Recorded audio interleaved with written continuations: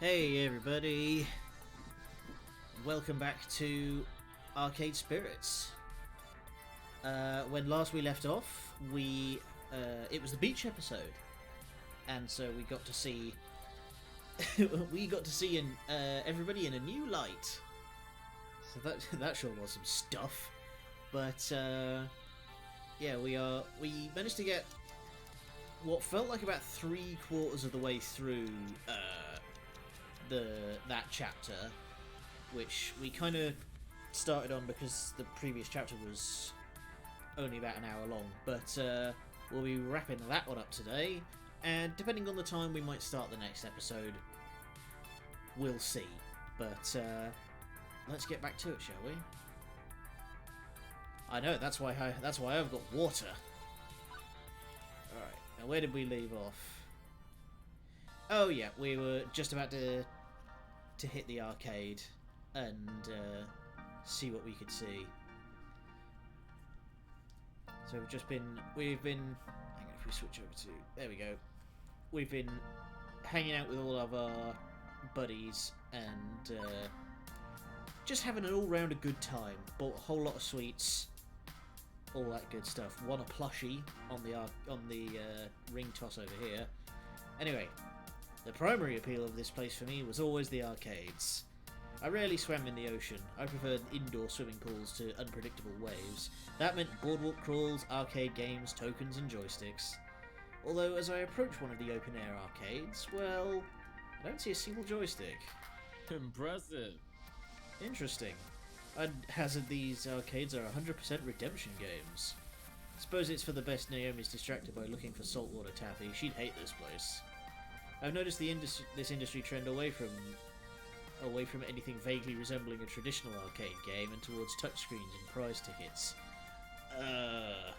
Oh yeah, that was something we spotted last time, is that Gavin here is apparently, for a pencil pusher, keeps himself in damn good shape because he looks like a JoJo character. I suppose it was inevitable. If not for a strong showing for joysticks through the 80s and 90s, it would have happened sooner.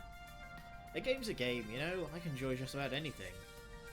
Oh, and hey, there's pinball. You like pinball, right, Gavin? Ooh. Ooh, and skee ball. I love alley rollers. What? Eh? Technically, skee ball, depending on spelling and hyphenation, is a registered trademark. These are simply alley rollers, manufactured by a different company. Sheesh, way to suck the fun out of it. Oh, apologies for my innate killjoy nature. Allow me to make it up to you by actually having some fun. Is that even possible? Will your ultra cool guy exterior allow your inner softie to be exposed? If you'll let me finish, how about a alley roller contest? Each of us gets 5 tokens to score the most points. Whoever loses buys the other's ice cream. Now we're talking. Hey Ari, wanna join in? Make this a 3-way dance? Maybe all the joysticks are gone, but I'm certainly a long-time skee ball fanatic. TM. I'd likely clean the floor with these two. Still, I'm a skee ball wizard. I got this. May the odds be ever in your favour. In all fairness, I'm something of a skee ball master. Still, may the odds be ever in your favour, and may the best player win. Which will be me, of course. Ooh, a Gavin boast. Hi, Two-Flower. Ooh, a Gavin boast. That's rare. It's not a boast if it's a fact.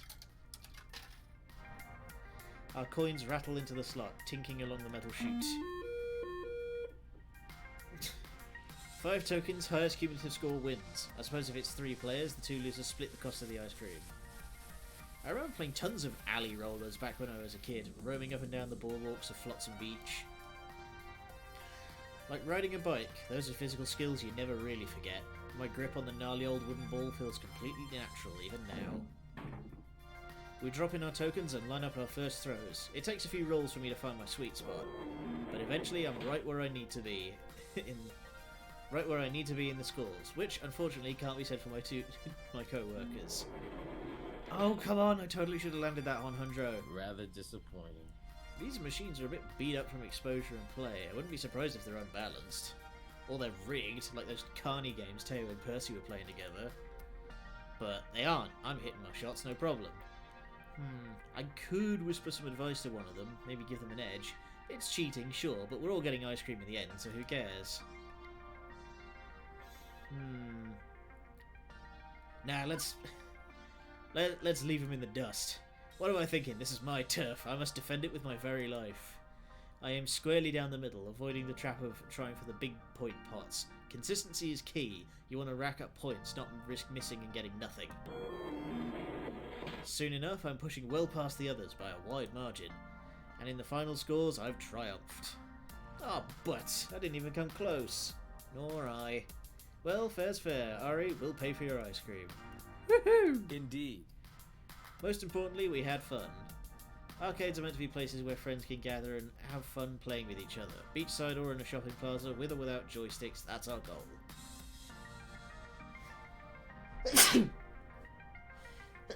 It's my goal not to sneeze directly into my microphone. Oh, blimey. Ahem. I'm alright.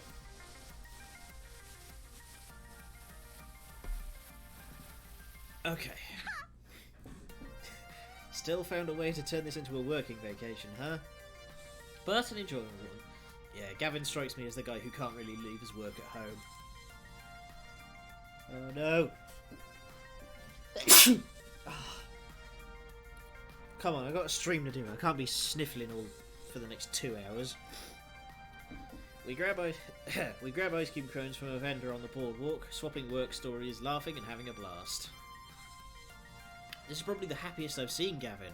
At work he's all business, but here he can crack a smile, even as he's analysing arcades. And actually just exudes sunshine and cheer. Everywhere she goes, she's a good influence on him, clearly. But time's ticking, and I've got other stops to make. It feels good being out and about with everyone, away from the funplex, away from work. Just friends having a great time in a place designed for great times. With our newfound success, I hope we can do this more often.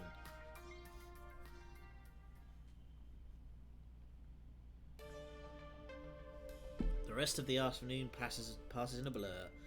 Soon the sun's gone down and Flotsam Beach is a calmer place, a more chill vibe as the day's manic energy is long spent. It's also clear the group will be breaking up soon. They've already changed back into their regular clothes, done with the beach as a whole. Some are talking about checking out the nightlife scenes around here, some just want to relax in their hotel rooms, some are simply heading back into the city, leaving me alone for a moment with my thoughts. It's been a wonderful day, definitely. There's only one thing that could improve it. A risk, a daydream, but one worth taking. I happen to know a few things about dreams lately. Beep beep, Ari. Yeah, I know. You want me to ask someone on a date? Only if you want to. I know I was kind of pushy earlier, I'm sorry, but if you want this, now's the moment. Everything in my calculation says that this is the perfect time. I've got a lot going for me, but maybe something's still missing. Something more that I need from life than the warmth of friendship alone. More importantly, maybe one of them feels the same way. Maybe they feel the same yearning. Romance, love, I'm no stranger to these things, but those were fumbling first attempts in youth. I could fumble again. Am I ready for this? Well, I'm still considering. How about I run down the data while you're thinking? Let's see. Okay, after my analysis, here's where you stand with everybody and how your personality is shaping up. But now that I've had weeks to understand you better, I think I can adjust these values based on what I know about what I know each of them likes in particular. In a partner, rather. Naomi loves people who are kind-hearted, but has a bit of a fiery temper. You match both of these. Gavin may be blunt, but he aspires to be kind, and you're already kindly. Ashley goes with her gut, and so do you. Gutsy clicks for both of you. Queen Bee takes risks and relishes in a challenge. You're both very gutsy. Percy's heart is wide open to the world, among other things. Sorry, that sounded better in my head. Oh, that was mean. And that's everybody. In my final analysis, I think you're the best possible match for Teo, Naomi, and Queen Bee. All three would make a fine companion for you. Teo, Naomi, and Queen Bee all get along well with you and match your personality. So, Teo, Naomi, and Queen Bee. My sources say yes. Yes, I calculate you'll have the best probability of success with them.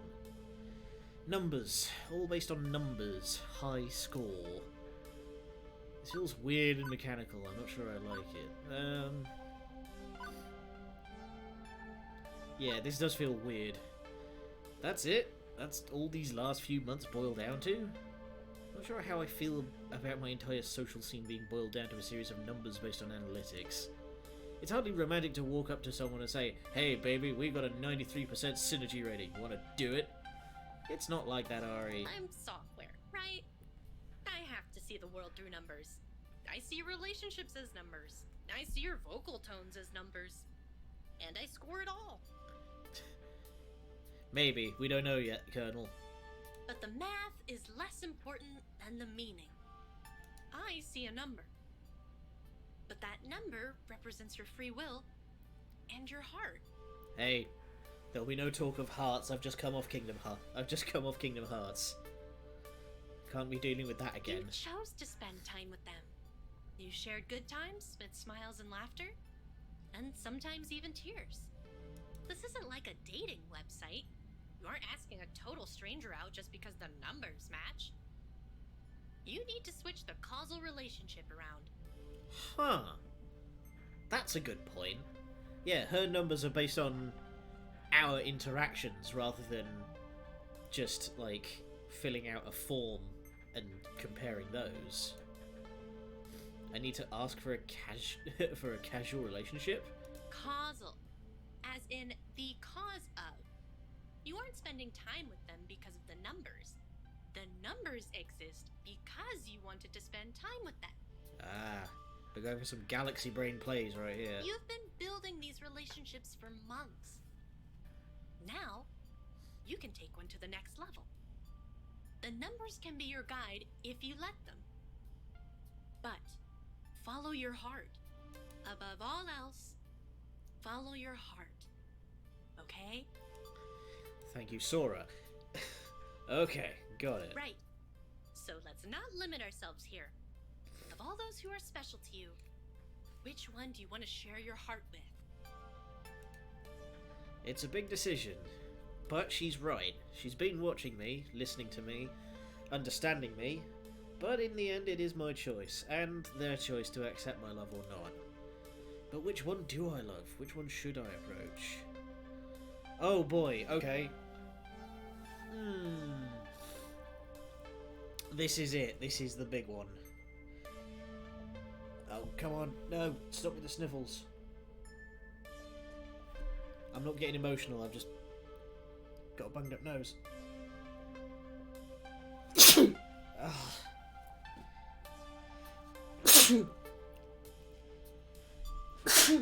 Oh, come on, I'm live here. I can't be doing this now. Sorry, I will be right back.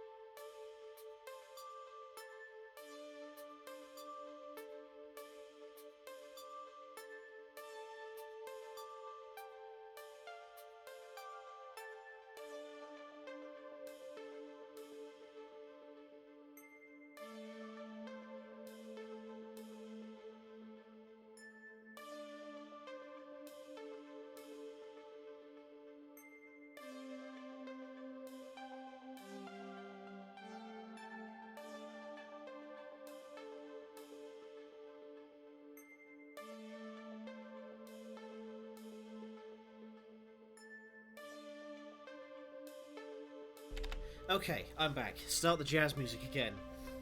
Ha. Sorry about that. I don't know why this is suddenly kicked up. Okay, Juniper's a hidden unlockable path. That is fun.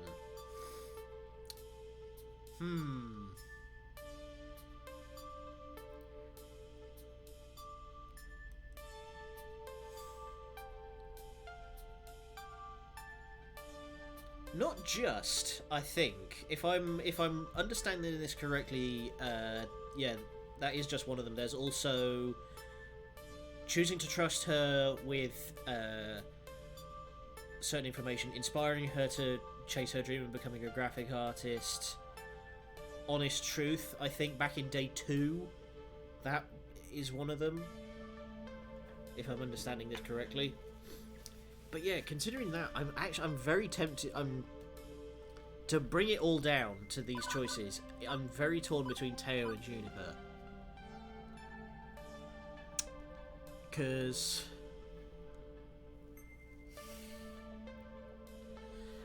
speaking personally, Teo is exactly my speed. Like, both in personality and physique. But, like, narratively, I feel like Juniper fits this kind of character the best.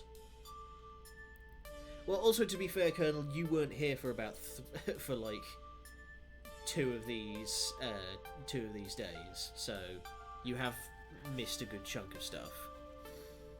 You know what? This, I feel like, in terms of the story, like, oh yeah, you've been playing this game as well, have you? Okay. I'm gonna go with Juniper, because I feel like in terms of story and like this character that I have created for myself, I think Juniper would be the best match. I mean, that's the beauty of it, isn't it? You figure all this stuff out. We're going for Juniper. Oh, wait a minute. What about Juniper? Juniper? What about her? What about me asking her out on a date?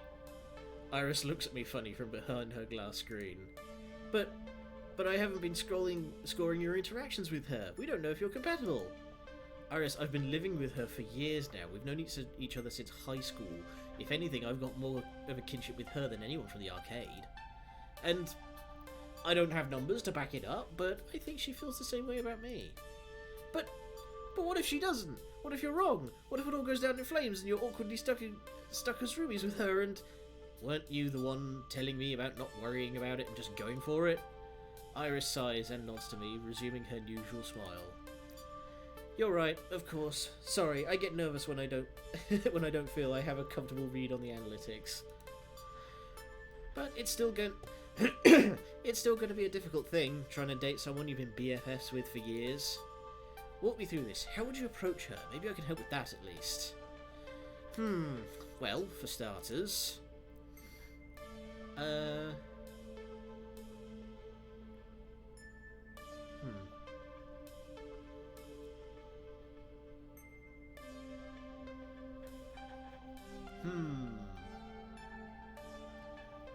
Oh, you did get...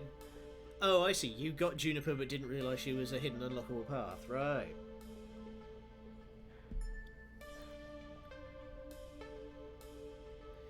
I'd suggest we both might enjoy an evening out. It's not like we haven't spent evenings together before. There's all sorts of things we could do which we'd both enjoy, right? I'd suggest something like that. I guess that's...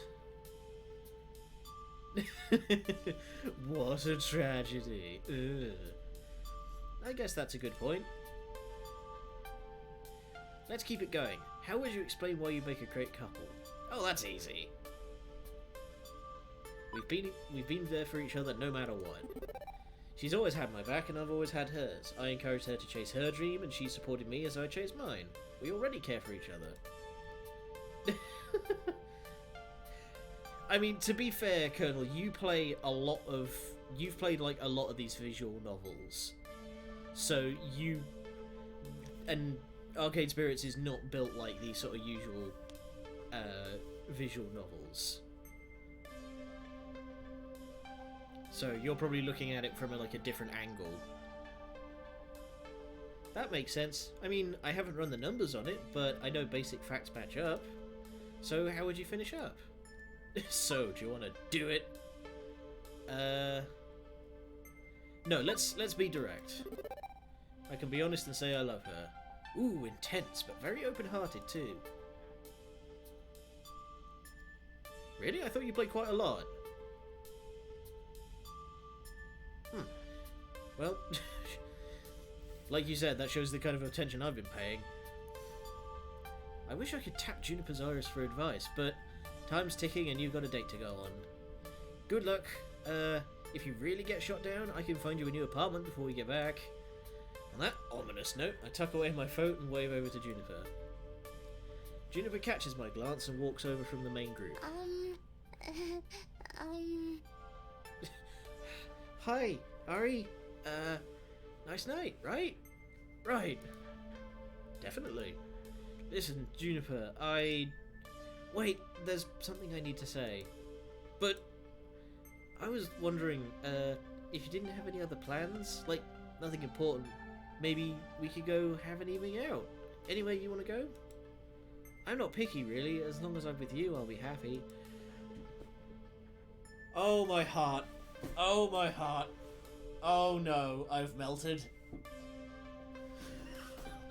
Oh, no. Don't do this.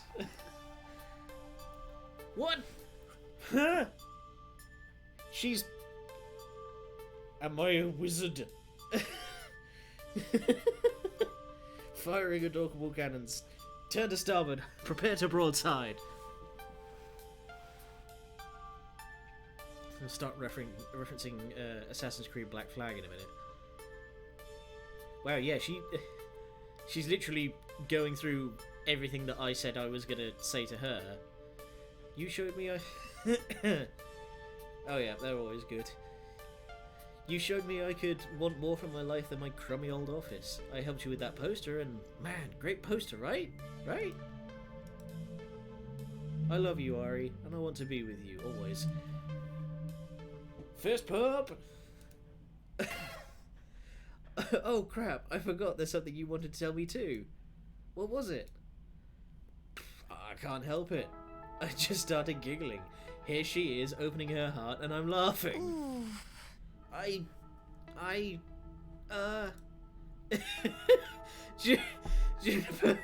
Juniper, sorry, it's okay, sorry, I couldn't help it. It's just, that's exactly what I was going to tell you, almost word for word. What? I was about to ask you out on a date, in literally the same way. Here, I'd practiced my little speech, and you beat me to the punch. OMG, are you serious? And, here I thought I was freaking out, thinking you might be freaked out, and now we're both breaking down into laughing fits, to the point where others are giving us funny looks. So I sweep an arm around Juniper and lead her further down the boardwalk. This is so weird. But, yeah. Yeah! Let's do this! While I'm being honest with you, I've been in love with you for a long time now. Aww, she's so sweet. My teeth are starting to hurt. I always told Although that myself, could be the chocolate. well, it's not possible, right? We're just too deep in this friend thing. You could never feel the same way, and that's okay, But it didn't stop you from feeling the way you did. not in the least.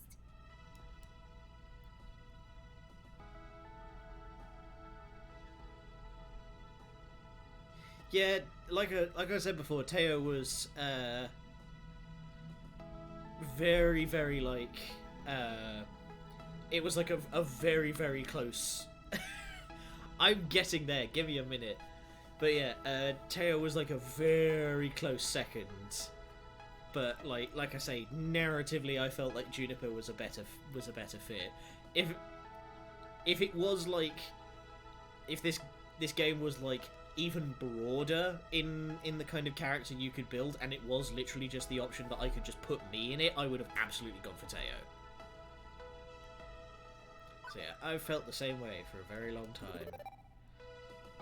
While we're both being honest, I've been in love with you for years, and I never said a thing for exactly the same reason. Plus, I was so distracted by my own misery and misfortune that I assumed, well, that I was basically unlovable. A bad catch. I didn't want to drag you down with me.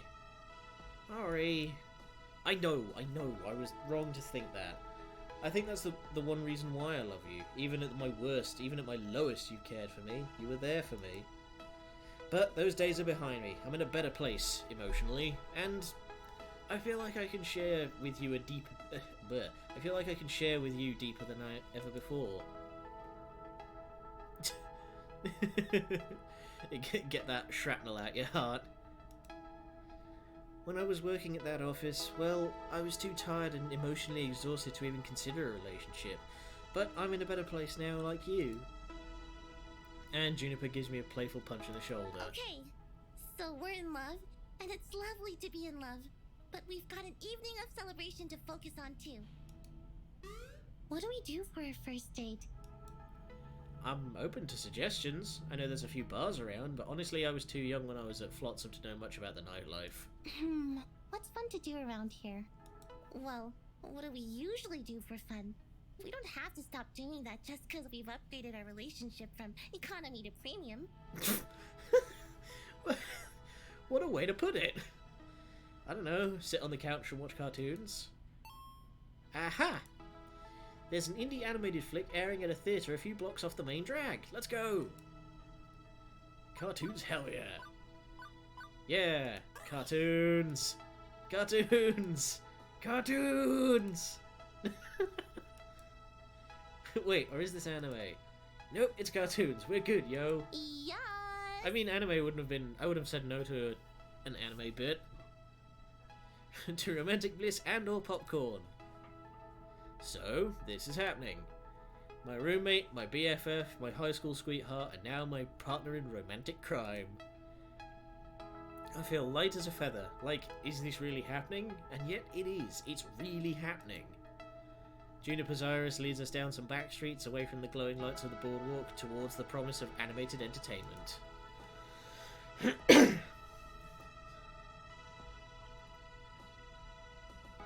And here we are, with overpriced popcorn and candy. In fact, we're the only two here. Apparently weird animated indie animated movies aren't the hot ticket for beach-going tourists. Just Juniper and I, sitting together in a big ol' empty theatre.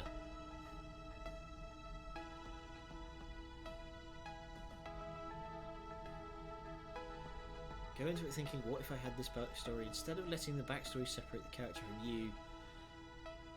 Okay. Yeah, that's an interesting thought. Yeah, like, I will probably just, like, as soon as I finish this, I'm just gonna, like, play it again on my own time and explore a bit more. Isn't this nice? We can chat and nobody will complain. Yeah, thank God. I'm very talkative when I watch movies. No, that's a lie. I'm very chatty when I watch movies because I like taking the piss. Oh, I know you know, Colonel. You know, we haven't actually gone out anywhere in a long time. You've been busy at the Funplex, I've been home trying to hustle my social media presence as a freelance illustrator. I'm glad we're spending some time together, totally away from work for a change. Isn't your work office now our home? Yeah, but I'm still getting used to compartmentalizing. Not like slacking off constantly or working way more hours than I should. Having a commute actually helped in hindsight. But my point is, we're here now, away from all that, just you and me. Also, I'm going to move the phone, so just keep bleeping into the microphone. There we go. Nothing unusual about that, we hang out all the time. We're roomies, long-time buddies, we're in love. Only now does the weirdness of it hit me, when I realise I'm on a date with Juniper and there are expected dating bullet points I haven't hit yet. This all feels so weird, like, not in a bad way, but in a way that leaves me at a total loss for what to do differently than I do normally. A wide array of stratagems for advanced dating maneuvers should be considered. Go for popcorn. Oh, that's bold. That is bold.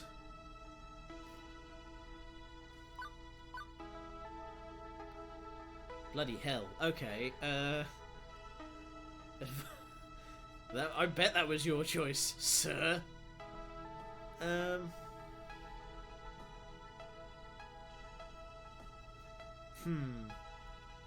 feel like that's a bit too cheesy, and that's gonna result in me just headbutting her, so we're going bold.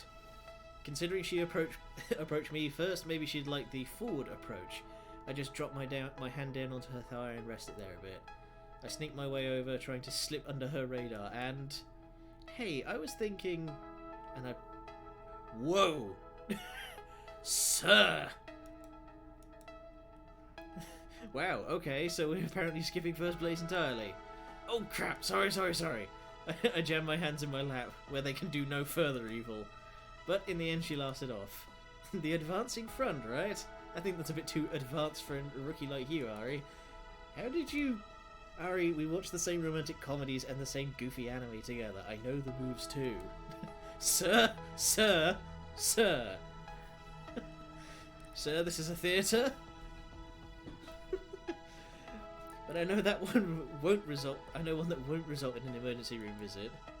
Juniper flips the hinged armrest between our chairs up to clear the space between us, then leans over against me, and I lean in against her, cuddling up close. Aww. And like that, everything just clicks into place.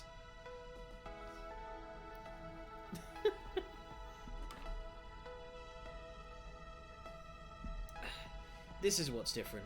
Not some grand gesture, not some socially expected dating technique. We'd always spent time together, even cuddled up on the couch, much like this. But now, well, her happy little sighs as we watched the screen meant something more. It meant more than simply relaxing with a friend. It meant spending some time with the one you love.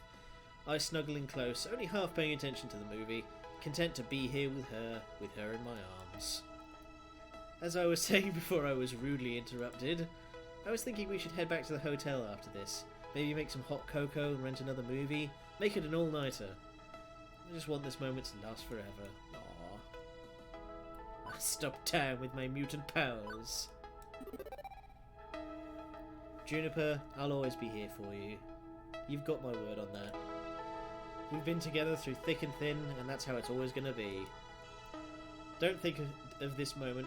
Think of all the moments to come, because there'll be lots of moments where this came from. Ari, thank you. Aww. Aww. They're so sweet. Eventually the film ends and the rest of our lives together begin. But before we start up our movie marathon, there's one more stop to make. Blockbuster.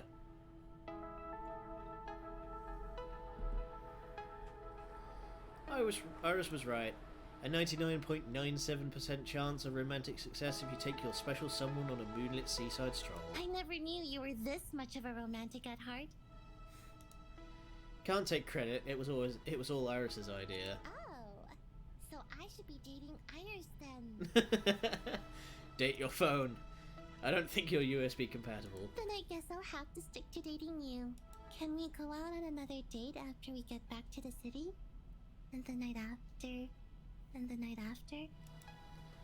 I think that's a service I can provide. Goody! We share these smiles and laughter as the moon shines down on our newfound love.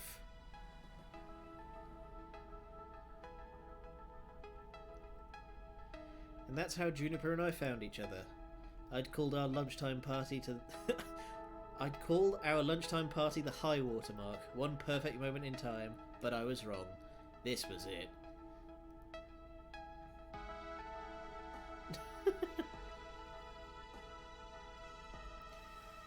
Yeah, you get washed away with the tide.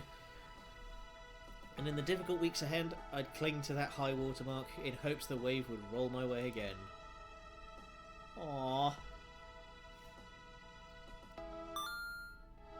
Level 5 complete. Oh boy, next pizza fact. 3 of the top 10 weeks of pizza consumption occur in January. More pizza is consumed during the big game week than any... I thought that was in March. I thought the big game was in March. Alright, yes, let's save.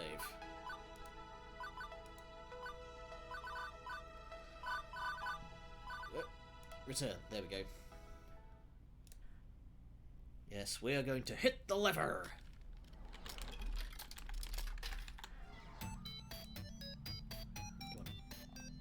There we go, update.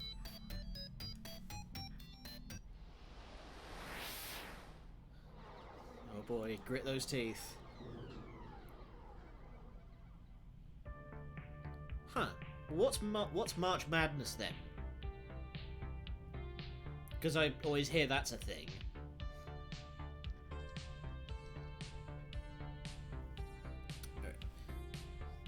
Madness, yeah, no distinctive thing, it's just pure mayhem in the arenas.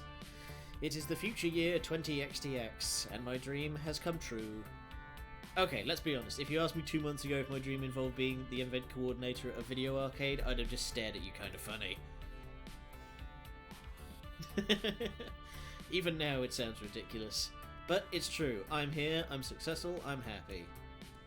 Oh, God, right, okay.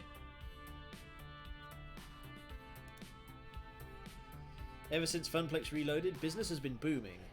The Funplex is packed with players, day in, day out. Kids, teens, the college crowd, the nostalgic ones looking for old games they remember.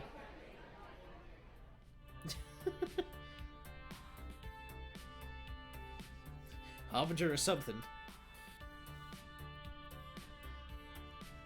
I've run 3 events so far. We've started rotating our games out of storage and into play to keep things fresh. The high scoreboards are constantly shifting.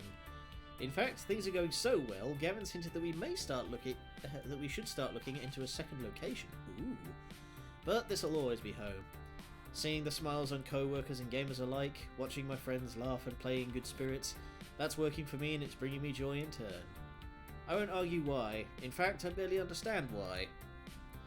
But I'm happy, and that's better than I've been in years of going with the flow. Going with the flow never brought me this much enjoyment. I'd say by this point, I've soundly broken the family curse. Maybe everything doesn't have to fall apart from under me. Maybe I can just be happy. Maybe this is where I'm meant to be. Sign here, please. A bicycle messenger nudges a slim envelope my way again, trying to catch my attention. I'm snapped out of my happy little trance immediately. Oh, right, sorry, no problem. After jotting down my signature, he drops off the envelope and heads right out the door. No time for Moopy or around pinball, it seems. Deliveries to make. Curious, I open it up. Ari Kada, you are cordially invited to dine and discuss business matters at Deco's Palace with CEO Deco Nami. Meeting time will be 7 in the evening sharp. You may bring a guest of your choosing. Free royal value swipe card available for enjoyment of games prior to meeting. If you never take them out to lunch in levels 2, 3, 4. Okay, so... Interesting. Make a note of that one. I read through it a few times more, trying to parse all the curly cues and swirls and swooshes. Although that doesn't clear my confusion of the whole matter.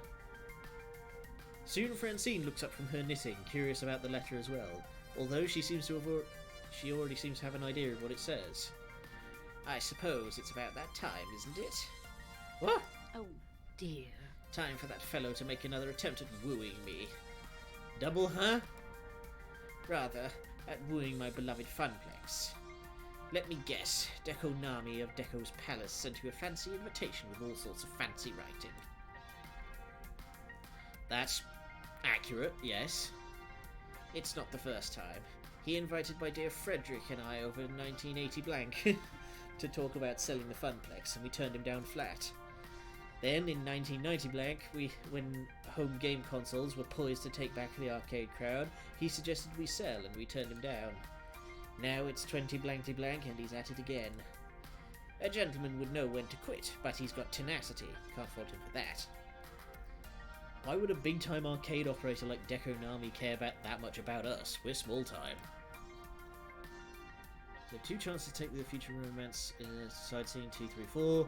If you skip both, the game says, guess you didn't care enough to want to spend time with them. Huh. Yeah, I guess you've got to put... Yeah, it would just be weird otherwise if, like, someone that you just had the highest number with but didn't spend any time with. That makes sense. Oh, whoops. Hang on, I just skipped that. Let me... No. Is it tab? No, crap. How do I go back? Is it preferences? Ah, here we go, help. Da-da-da.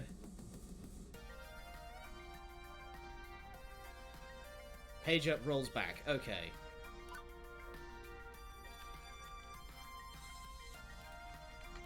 No, it doesn't roll back. History. There we go. Why would a big-time arcade operator like Deco Nami care that much about us? We're small-time. No offense. Come now. If anyone should be offended, it's you, calling yourself small-time. Ari dear, you put so much work into making our little arcade soar. I bet that's why he's knocking on our door again. We're thriving, and that's lured him back in. like Gruyere cheese and the mousetrap. So wait, are we the cheese or the trap? My oh my. That depends on how clever you are, my dear. Right, so I'm the cheese, although I'd prefer to be a nice mozzarella. Speak for yourself. Let's get some Edam in here.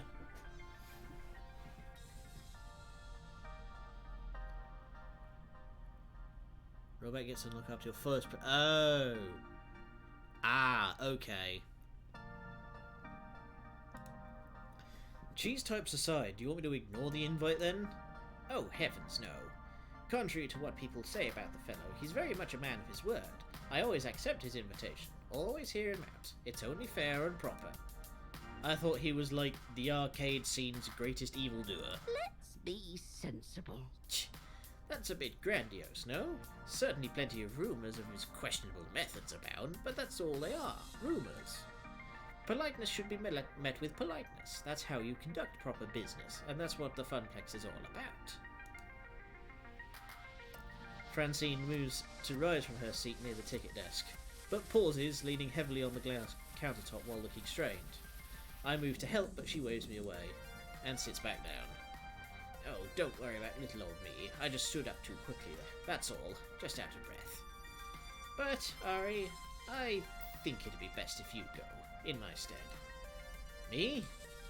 Let's be serious now. These old bones aren't as spry as they once were. And I think you'd have a good time there. Well, an interesting time at any rate.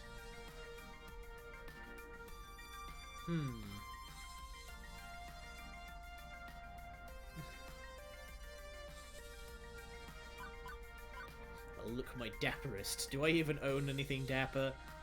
Nope, you can count on me. Say no more. I'd be happy to represent the Funplex with dignity. Good, good. But remember, only offer as much respect as you are given. If you should be uncouth, you have my permission to be uncouth as well. There are many exploiters and usurers in this industry, and undoubtedly Deco Nami ranks in their number, so smile if he smiles, but use caution. So go in there and turn him down. Got it. The slowness of her response is a bit concerning. I trust you to make the right decision for everyone.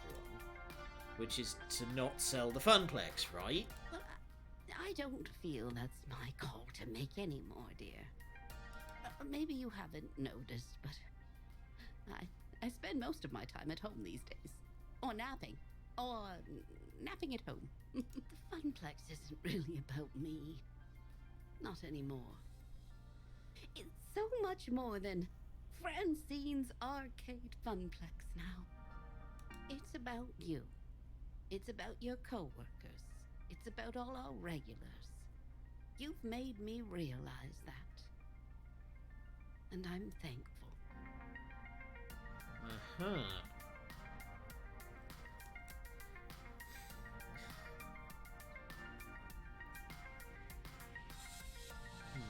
Yeah, this is your dream as well as mine.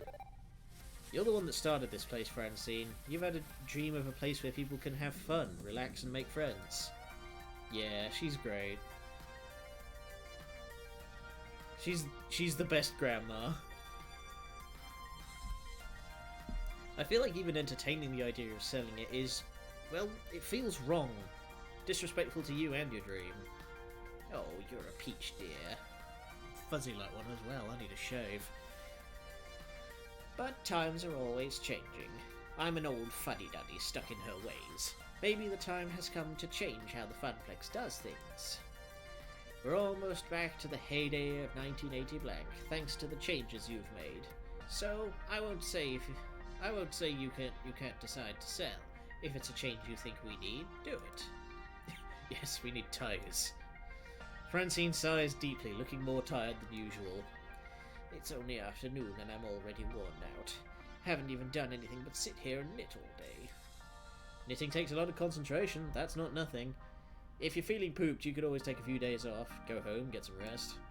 All the same, I'd rather come in for work tomorrow, even if there's little work for me to do. I love being here, this is my true home. And yet you want me to keep an open mind about this deal. Like I've told you, life can be a difficult series of trade-offs. What I want and what should be are often different things. Isn't that the truth? I'm relying on you to do right by everyone I love. If selling is in their best interest to keep this dream going, so be it. No matter what you decide. I'm proud of you. I knew there was something special about you when I hired you to replace my grandson.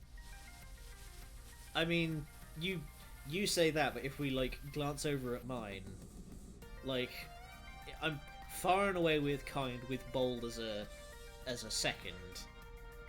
So I'd say we're about on a wavelength there. You are the brightest spirit at the Funplex. And while we may not be blood... Oh, she sounds like she's about to start crying. I'm happy to consider you part of my family. Oh my god, give me a hug. Aw, you're the grandma I never had. Could have even borrow the car, Mom. I never knew my grandmothers, either of them. They died when I was really young. I feel like you filled that role. You've become the grandmother I never had, Miss Francine. Thank you. Thank you so much. Aww. Oh. Okay.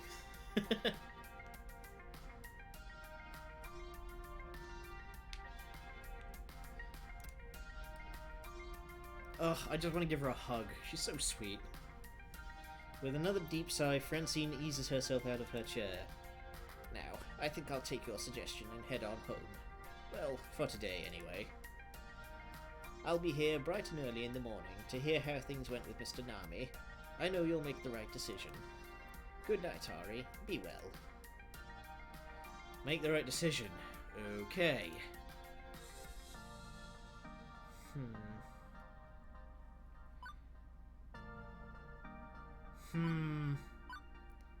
We'll leave this. We're gonna leave ourselves open here. So we're gonna have one hand on the safety. This is weird. All right. Thanks for coming by, Two Flower. Great having you. This is weird. Seriously weird. All this work, all this effort, finally finding my dream. As strange as that sounds, I need to consider dumping it all. But, well, maybe it's not selling out. I haven't actually heard Deco Nami's proposal yet, and if we somehow could partner with him on our own terms, that might be what we need to push the Funplex over the top, and placate a rival. We'd be the sister boutique to his department store. Still, I'm not willing to say one way or the other. Not yet. We'll see. Now, who do I want to take as my plus Beep, one? beep. Hey, you want to come as my date? I'm your girl Friday, but I'm afraid you're not my type. My type is being USB compatible, of course.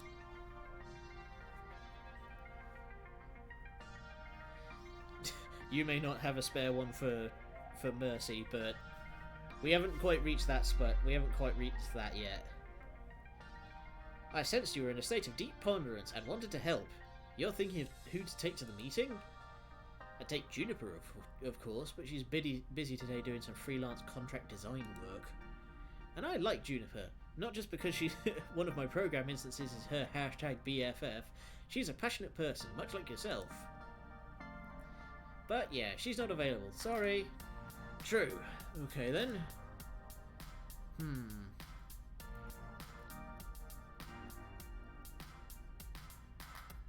Yeah, I'm tempted to say Naomi's kind of biased. Gavin seems like he'd have the... Gavin seems like he'd have, like, the numbers down. Queen Bee is probably, like, the most impartial, but probably not the best for, like, a business meeting.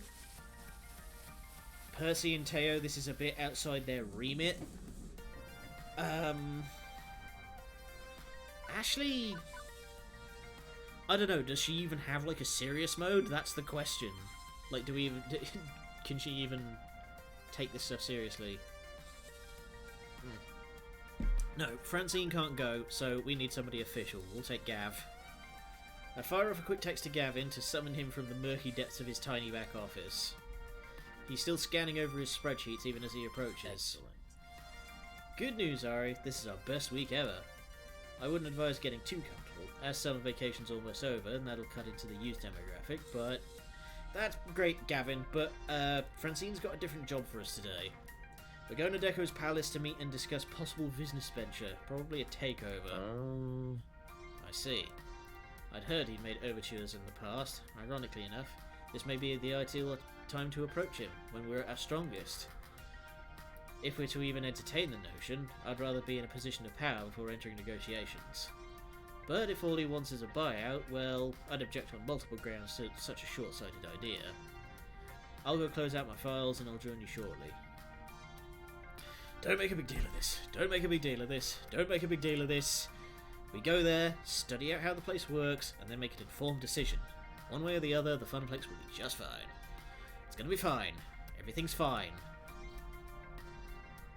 Gavin offers to drive us across town to Deco's palace. Contrary to the walk before, we don't exchange many words. I'm deep in thought, running through all the possibilities of what could happen, and I can't shake this feeling. Something's off. Even looking at the glowing neon temple in the distance, my stomach knots and I feel uneasy. When we finally pull up, a valet takes the car and glitzy blinking lights blind our eyes. Hesitantly, I look over at Gavin.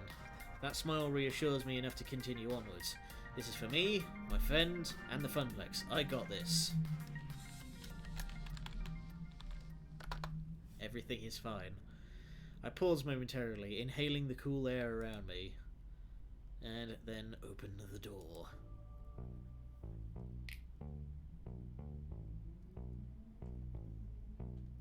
Ugh, is this an arcade or a casino? Well, I guess that's fitting considering. Deco's palace. I've actually been here before. My 6th birthday party was here. Barely remember it, but I think I had fun. Maybe? Oh, you've given... I think I know what voice I'm going to do for him now. But on entering it as an adult, my first reaction is... Okay. My first reaction is... Boy, that is a weird smell. A mix of chicken grease, beer and sweaty kids. My second reaction is... Jeez, it's noisy. Visually noisy and sound type noisy. All the chaos of a Vegas casino and a jumble of lights and bells and whiz-bangs. Once we acclimate to the new environment, we're escorted in and given VIP Royal Value Swipe cards. No tokens, no quarters, just a card of indeterminate points to spend. We've got a little over an hour to kill before the meeting. Time to see what's what at the palace. Oddly, Gavin's first reaction is to crunch some numbers. Based on the conversion ratio of swipe card points to real world dollars. Very interesting. Variable game pricing, variable bonus points the more money you spend. Differing EV from game to game, likely adjusted based on the popularity and payout. I can see why Deco's Palace is a profit fountain. They obfuscate how much you're actually spending there to keep you from realising how expensive it all is. Predatory pricing to export children. I don't like it. Not one bit. Token's a token, quarter's a quarter. Using points to trick people into overspending is blatant profiteering. And it's not like kids are bursting out calculators trying to make sure they aren't wasting all their money on a crappy game. I think not. I didn't say it was ethical, I mean it's effective. I wanted to switch to swipe cards for the Funplex myself. Although I'd simplify them drastically. As you say, a play should be a play, ideally. Other balancing factors can be applied behind the scenes. I'd definitely like to study this a bit closer. There's a Fist of Discomfort tournament tonight. I'll be over there. I'll join back up with you later. Okay, some time to kill. Not that much time to kill. I'll need to be choosy. What do I want to check out while waiting for my dinner date with Destiny?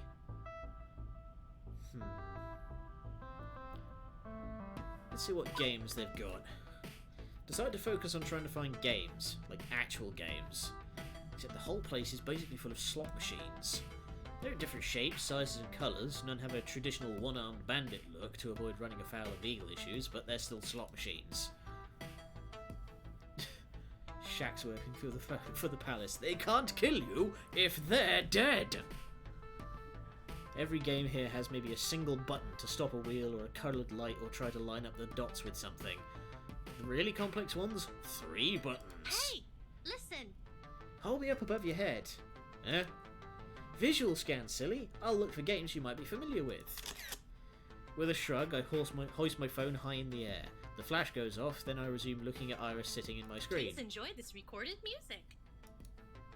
Oh, actually, let's skip the music. That didn't take long. Good high bandwidth public Wi-Fi in here to my cloud processors. I'm seeing lots of driving and shooting games, easy for casual players to pick up and play. Over in the esports section, there's dancing games and Fist of Discomfort. We've got all those things too, but I'm not seeing any joysticks. Is a game defined by having particular input devices? Well, no, not really. And I know most modern games are touchscreen based and so on, but I don't know, it doesn't feel like an arcade without a stick or two. Oh, I found something! Back of that section over there with the green lighting. Head that way, that way! I weave my way through the crowd, past endless colour cycler ticket games, past crane games, past light stackers, past games based on popular game shows, to find Mr. Moopy's Magic Maze. I'm gonna have to tell Percy about this when I get back. He'll be happy to know there's more than one Moopy in this neighbourhood. Except... wait, it's only got one button. No joystick at all. Researching. One moment. Curious, I swipe my card through the slot and push the button. And Moopy runs the maze by himself, or tries to anyway, before running headfirst into a monster and dying. The machine spits out 3 measly tickets and suggests I swipe again for another try. Moopy Scooper Maze, created in 2000 and blank, a company bought the expired rights to the Moopy brand and developed a game of chance with it. Well, fuck, that's weak. A teenager puts her deco playing card on the cabinet and taps you on the shoulder, drawing my attention. What's up? Hey, I'm calling next, Kay. Yeah, whatever, knock yourself out. Thanks, I'm the master of this game, you know? The master. The key is to time when you push the button. You'll avoid the nasty that way. It's not great for tickets, no, not great. But it's Moopy, so that's cool, yeah? Old school, represent. She extended a fist to me and I look awkwardly at her for a second before I realise it's supposed to be a fist bump. I've yet to play real Mr. Moopy's Magic Maze, the real deal. Always wanted to. You should come down to the Funplex. We've got one. I'm the event coordinator there. I'd be happy to comp you a few tokens. Also got a high score chaser who can offer tips. Tap phones with me. I'll send you the address. Seriously? Fuck yeah. You're cool for an old person. Super cool. I'm 26. I'm not that old. Old? I'm barely yet 10 years older than this kid. But whatever. We clink phones, exchanging business card via Bluetooth. You know, my crew used to go to this great little arcade on the other side of town. Dil Deco's Palace bought it and scrapped all the games. Now it's all kid stuff for kiddies. My hopes for this business meeting now sinking. So, did he sell off all the classic games? No, he scrapped them, trashed them, saw leftover smashed up bits of Ms. Pack behind the place in the dumpster. Man, this sucks. It's a fucking shame. The way the old man always 86's unwanted games, guess he doesn't want competitors getting their hands on them. No, sir. She gives a shrug. Can't say I like it, but what can you do? That's life. I mumble a thank you, then wander off, a bit dazed. I think I've had enough of retro game abattoir for now. Where to next? Let's get a drink. Let's go into this game with a clear head. I've now got a big old dinner coming soon, but this place is sucking the moisture right out of my body somehow. Just body just like somewhere Naomi started sweating and doesn't know why. I sidle up to the bar looking to whet my whistle and maybe get a snack too.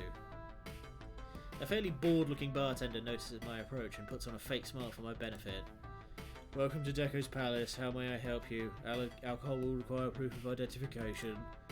Rattled off in an even monotone by someone who gave up caring years ago. I enjoy beer as much as the next guy. No, I don't. But I think I'll stay stone cold sober before butting heads with Deco Nami. Yeah, hi. Can I get a diet soda and some fries? Ugh, clean up the bar, Jesus.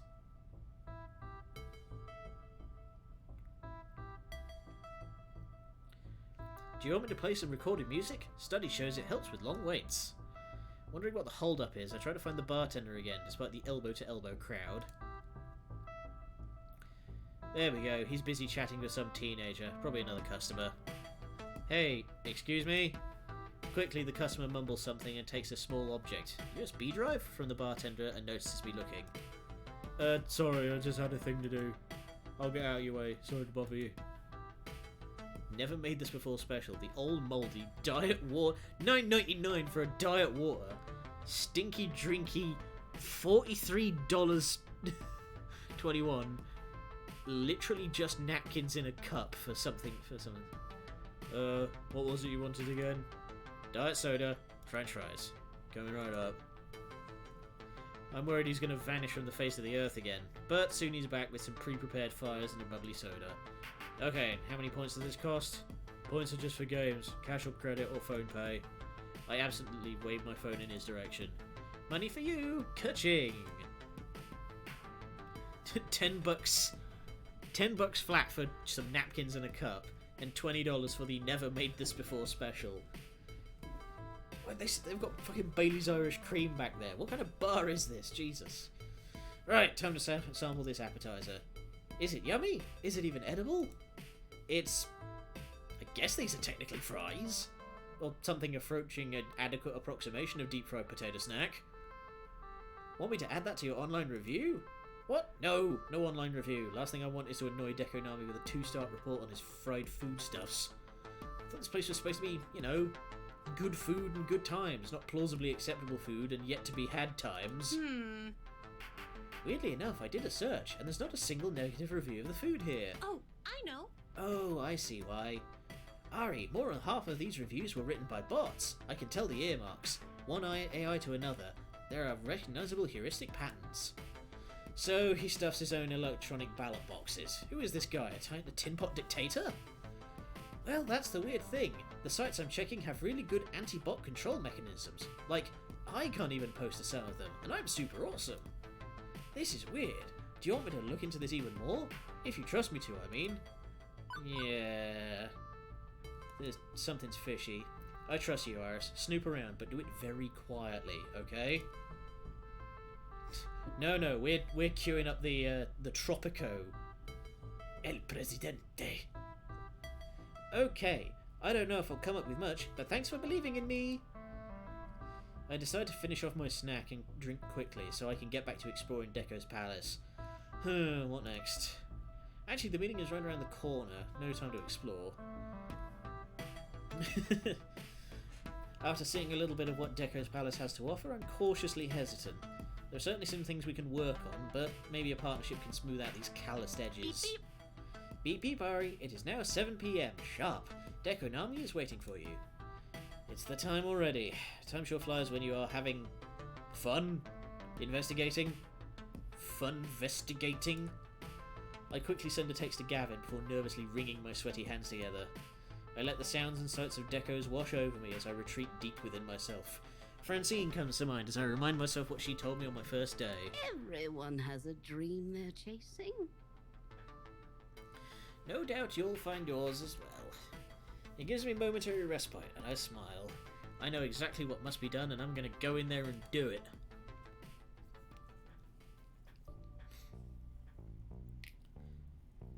Really? We're not gonna go up to the office, we're gonna go to the children's birthday area of the CAF? Disgusting! I only ended up waiting a minute or two before I was reunited with Gavin. Without having to introduce ourselves, the staff swoops in, anticipating our arrival, and ushers us further inside the restaurant. We are treated like royalty as they pull out the chairs for us. We sit down at our reserved table, which I assume is the one with the balloons. Amongst the families huddled around ginormous plates of pizza and chicken tenders. Oh, don't worry, I know exactly what voice I'm going to be using for Deco. As we stick out like a sore thumb. An actual linen tablecloth drapes over our table, accompanied by fancy little candles to set the mood, I assume. A nice bottle of champagne on ice with a carafe of cucumber lime infused water also sits before us. Deco apparently spares no expense, at least not with his special guests. Fancy. Well, as fancy as this place can get. Don't be swayed by the red carpet treatment. We're here to conduct business. Approach this with a calm and rational mindset. I'm just here to support you, don't worry. Actually, I'd say that's my role. But you're the business manager. The invitation was in your name, not mine. I am here to listen quietly and contribute when I see an opening in the discussion, not to take point. Alright, I'm going to take a real quick second to be right back.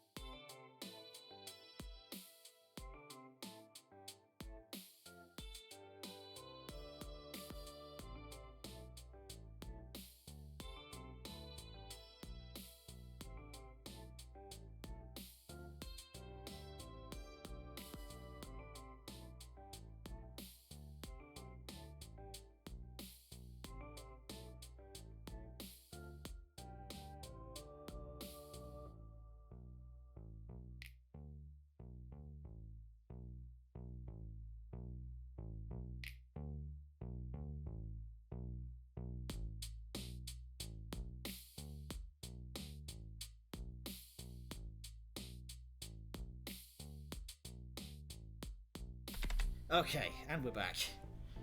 Just getting some fresh water and making sure I'm ready, because I feel like this is going to be a very extended conversation. A return.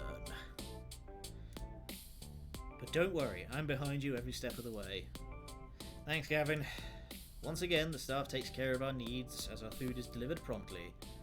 Faster than the other families seated here, who have been waiting for some time, judging by the expansive crayon work on the kids' placemats.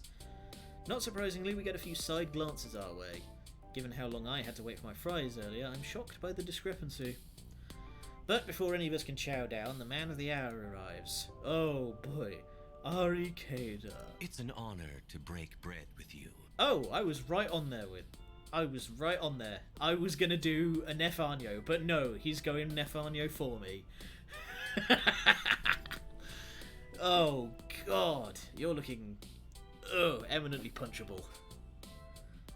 Ugh. Likewise. Okay, so he's a bit of an over-the-top 1920s mob boss, despite the lack of a fedora. Clearly he likes showing off his money. But, still, just an ordinary guy in an expensive suit. When I pictured the grand poobah of Deco's palace, I picture someone more like... well, Hamza, I guess. He offers a simple smile and a nod of the head as we begin. It's a shame Miss Francine couldn't join us. I was looking forward to enjoying her sweet smile once more. But that said, I'm always happy to meet with, Gavin Cooper, business manager at the Funplex. Excellent, excellent. I was hoping to meet with you as well. I take it Francine has kept you up to speed and explained our prior meetings to you? Yes, she's mentioned you wanted to buy the Funplex and that she's politely declined. Always a courteous woman she is. Now, I don't feel I need to waste your time with the facts and figures illustrating why Deco's Palace is and always has been the premier family entertainment arcade. Family. Which I assume is just him. Both of you are intimately familiar with the arcade industry. You know how things are. How they'll always be. We are the 800-pound gorilla. Pardon? That's a big gorilla. Indeed. But that doesn't mean there isn't room for smaller, more boutique affairs such as the Funplex. Interesting. Maybe he does want a partnership, not a buyout. Let me explain. Frankly, the winds of change are blowing. Smaller arcades need to move with the times or be swept aside. I want to help you evolve. What I'd like to propose is a change in ownership in return for a very generous compensation package, one Miss Francine can easily retire on for the rest of her years.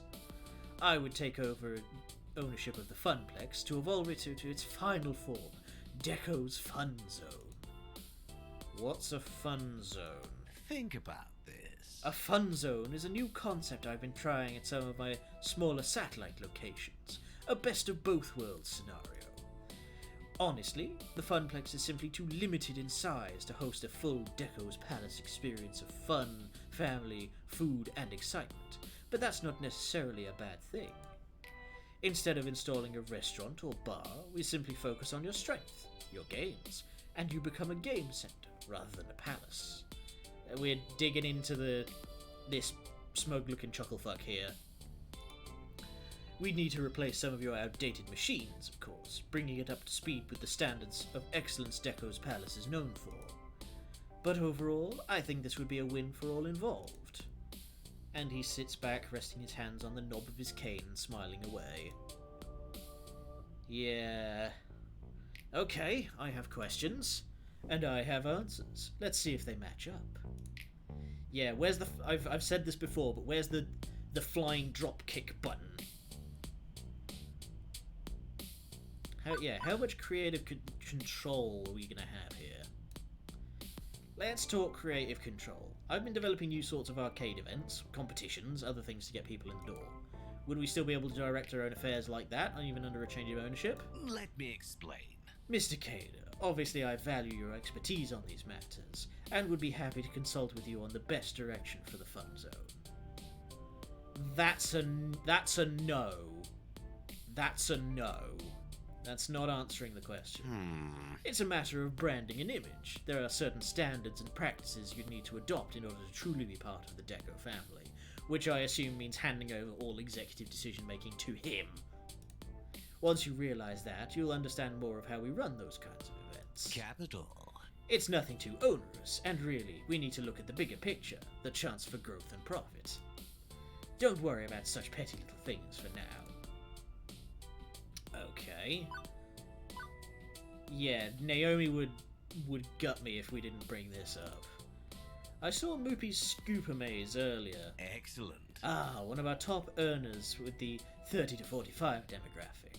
Nostalgia is a powerful motivator, I've found. Yeah, confirmed. He kneels at the Temple of Profit. He gives freely unto the void. Except it's nothing like Mr. Moopy's Magic Maze. Indeed, it's much better. Is it true that when you find a retro game, you simply destroy it? Not repair, not restore, not even resell, but just scrap it? Certainly. Why would we ever keep an old relic around? Let me explain. Arcade games are not sacred treasures, they're commodities. Back in 1980, arcade owners, myself included, routinely junked or converted games. I have to keep those earnings up. Old machines are not welcome, all they do is eat up floor space. The arcade scene must move ever forward, evolving into new forms. Classic Electro IP reborn as new games. Think about this. True, nostalgia could earn a few points off those old games, but but the newer Redemption games earn 10 times as much. Why bother? Okay. What's gonna happen to the currently hired staff? News management means new staffing. What about the staff we've already got? Good. I firmly believe you have a long and storied career ahead of you in the arcade management, Mr. Cader. I've heard nothing but good things about you from my various field scouts and contacts. The fact that you landed on my radar at all indicates you're rising important in our industry. You should be proud of that. Okay, but that still doesn't answer my question. What about the others? Well, Mr. Cooper is a capable accountant, so I'm certain he'd be welcome in the new facility. But we can hash out staffing later on, after settling the bigger picture questions. No, mate. Funplex is a family. You either take the lot of us or you're not getting a shred. I've got concerns about the quality of your service. I had some fries at the bar, or at least I attempted to have some fries at least. It took forever to get service, the waiter was too distracted by other customers. I'd hope that our fun zone could deliver a better service experience. Unfortunate. I'm disappointed to hear that. Needless to say, I'll deal with the bartender appropriately. God, look at that eyebrow. Oh, he's trying to stare a hole right through my forehead here. I'm not trying to get them fired, I'm concerned that... Yes, let's not dwell, shall we? Rest assured that we aim to maintain a high quality experience overall. They'll be sacked. Any other concerns? I don't think this is the moment to confront him regarding his review tampering. At least, I should wait until Iris finds something. That's all my questions, for now at least. Excellent. I suggest we shake on it and set our various lawyers to the task of sorting out the specifics. I didn't say yes to anything. He rises to his feet, extending a hand bristling with shiny rings to shake mine. I wasn't sure about this deal, but willing to keep an open mind. After everything I've seen and heard, am I really going to shake that hand?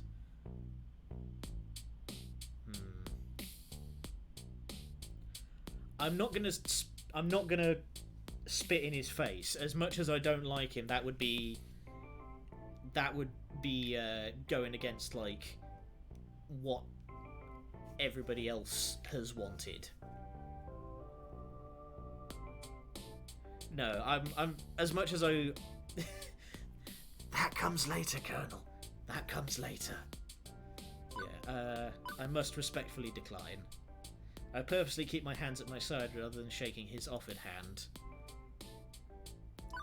I appreciate your offer, but must decline. You've been honest and forthright with me, and I appreciate that. Thank you for your gracious invitation this evening. However, I'm afraid this isn't the right direction for the Funplex. We're just getting started. It'd be a shame to abandon our progress in favour of a buyout.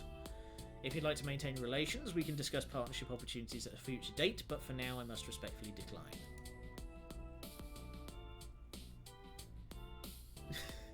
Yeah, but he's a politician. You don't just call him out like that. Deco pauses, looking me over once more before slowly lowering his hand. I can feel his eyes on me. He's obviously not happy with my answer, but we followed Francine's instructions and we've kept it professional. There's nothing he can do but accept our answer. Unfortunate. I see. I suppose I should thank you for your candor. In turn, it's difficult... candor in turn. It's difficult to find people in this industry willing to show respect to their elders. I'm not closing the door on the idea of partnership, mind you. But if you'd like to go it alone for now, who am I to get in the way of that? You don't want me to answer that. As he roses up from his chair, he takes a deep breath in.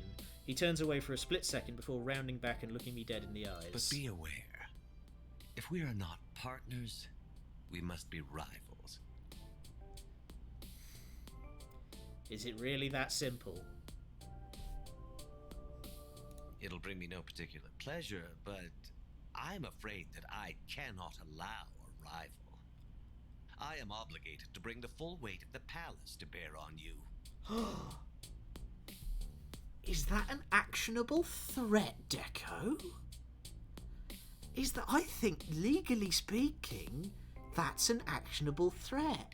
I could have the police investigate you for that. Don't fuck with me, because I know better. Hopefully one day you'll realize the error you've made tonight. Oh, that is an actionable threat. Can we get that in writing, please? Did anybody record that? Oh, I'm recording it right now for the VOD. And as a sign of respect, your personal offer to join my empire will remain open. So you can escape the inevitable fall of your little arcade. We've lasted 40 years, Deco. I think we'll be fine. Wow. You know, I was willing to offer this guy the benefit of the doubt, but wow. Wowie wow. Once more, Deco turns sharply on his walking cane and walks away from the table. Impressive. Not bad. Not bad at all. You showed admirable restraint. We made our intentions clear while leaving the door open should conditions change in the future. Thank you. Most importantly, you protected the dream of your friends. You've done that far better than I have over the years, Ari. Thank you. Yeah, that is cartoonish level of evil. Can I breathe now? That was so damn stressful. By all means, breathe. I let out a huge sigh of relief and Gavin chuckles lightly.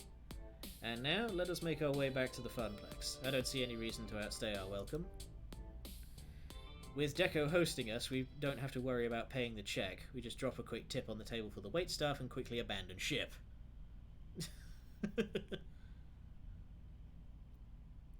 Whoa, everything good over there, Colonel? We scoot out the door, and from there it's just a short jaunt across town, but back to home sweet home. Yeah, I feel like this is one of those, like, Faye things where if we had eaten any of that, we probably would have ended up, like, enthralled to him or something.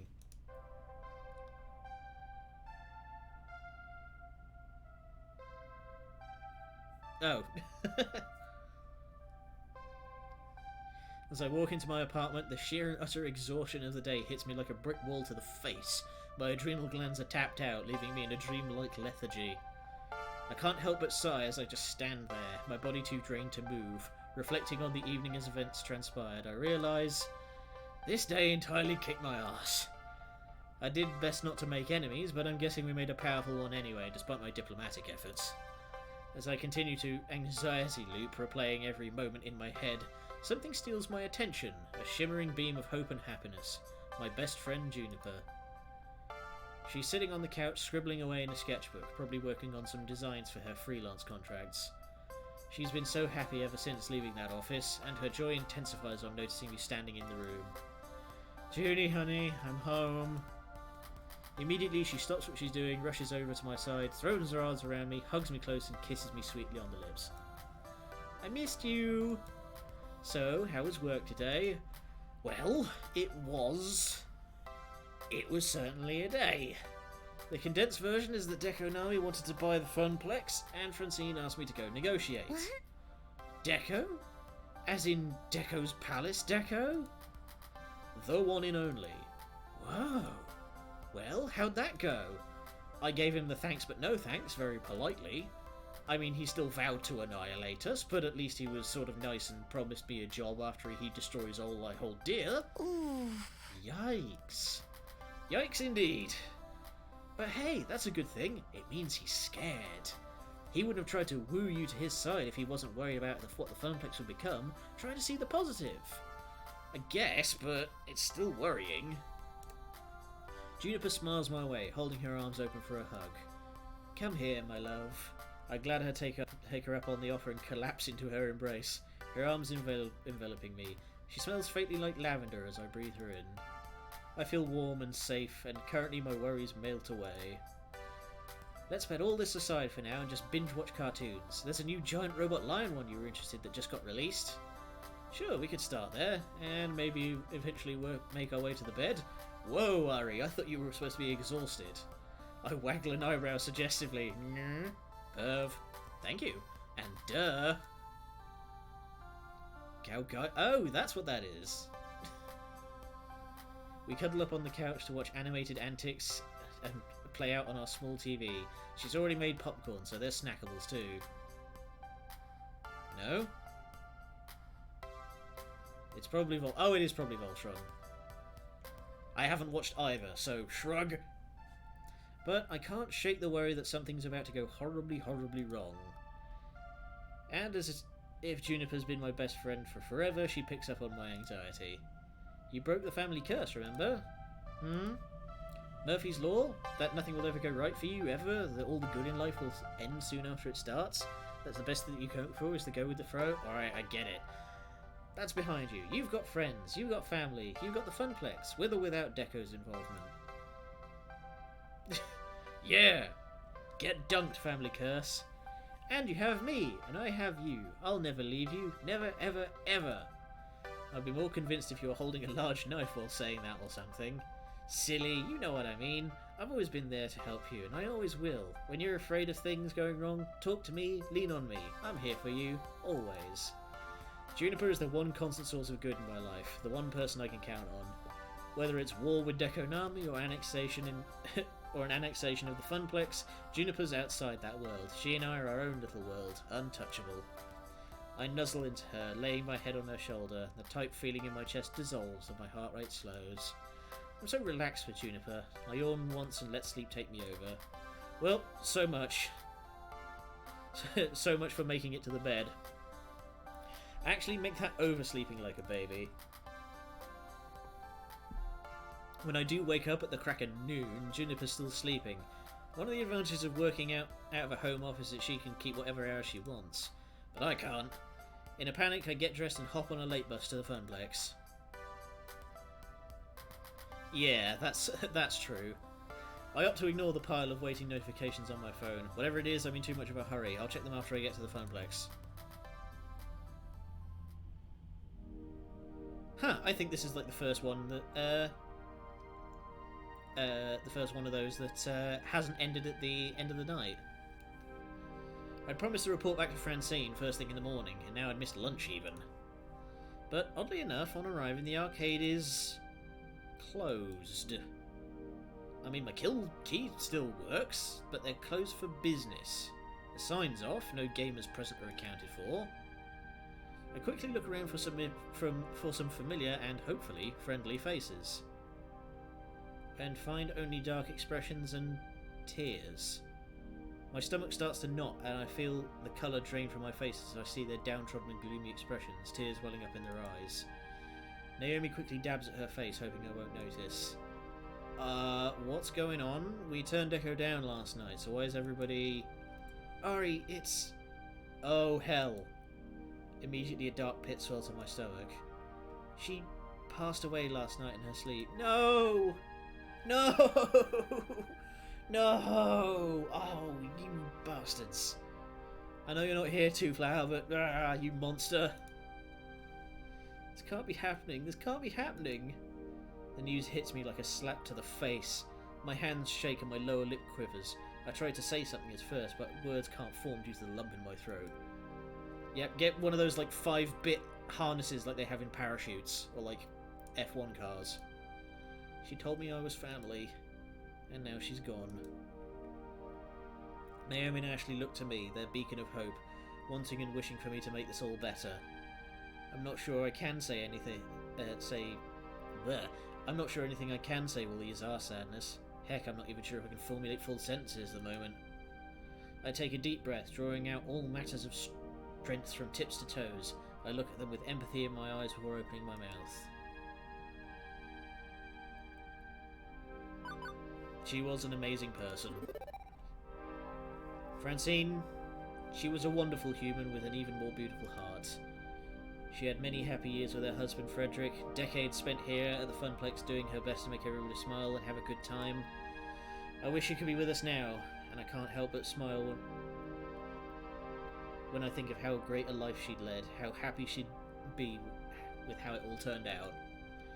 Let's remember how she was. Beautiful. Francine will be missed. Thank you. I miss her so much, Ari. If Francine was here, your words would have made us so happy. Naomi emits a ragged sigh, a slight tinge of anger entering her sorrowful voice after. Maybe it's for the best he's not alive to see what happened today. What? Before I can get an answer, my attention is drawn by two people emerging from the back offices. I turn my head to see who it is. With everything going on, I barely noticed that Gavin was missing. As he approaches, the disdain on his face is easy to read. It's settled then, apparently. In light of Francine's passing, our legal owner is now... Good morning, employees of Deco's Fun Zone. Right. Flying drop kick. Just throat punch him and we'll bury him in the sewage grate. He'll be out by the harbour before the afternoon. What? But we turned you down. There wasn't a sale. The confusion on my face is obvious. This makes no sense. I had no idea what's going on. And look toward. I have no idea what's going on and look towards Gavin for guidance. I've studied the transaction paperwork. It's legitimate. As of Francine's death, and according to her last will and testament, all her properties transferred to her surviving daughter, mother of Francine's grandson, who was fired from the Funplex shortly before your arrival, Ari. Capital. Needless to say, he was quite excited at the idea of selling the place. And, well, Francine's daughter wasn't particularly thrilled with the idea of arcade ownership either. They were more than happy to sign the place over to me, for far less than I was expecting to pay for it as well. I'm doing them a service, really, taking a burden off their hands. Now they can mourn and move on, unfettered. I stood there, mouth agape, my body assaulted from one bad news to the next. My emotions were all over the place, a hurricane of feelings when the realization hit me. In the end, my decision was irrelevant. Just another opportunity for the world to stick my nose in it, mocking me for funding something I care about, something I can lose.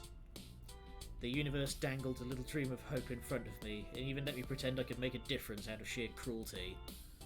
I did everything I was supposed to do. I was polite, I was careful, I turned him down without trying to start a war, but he got what he wanted anyway. Now, obviously, we'll be closed today to allow time to mourn our former owner.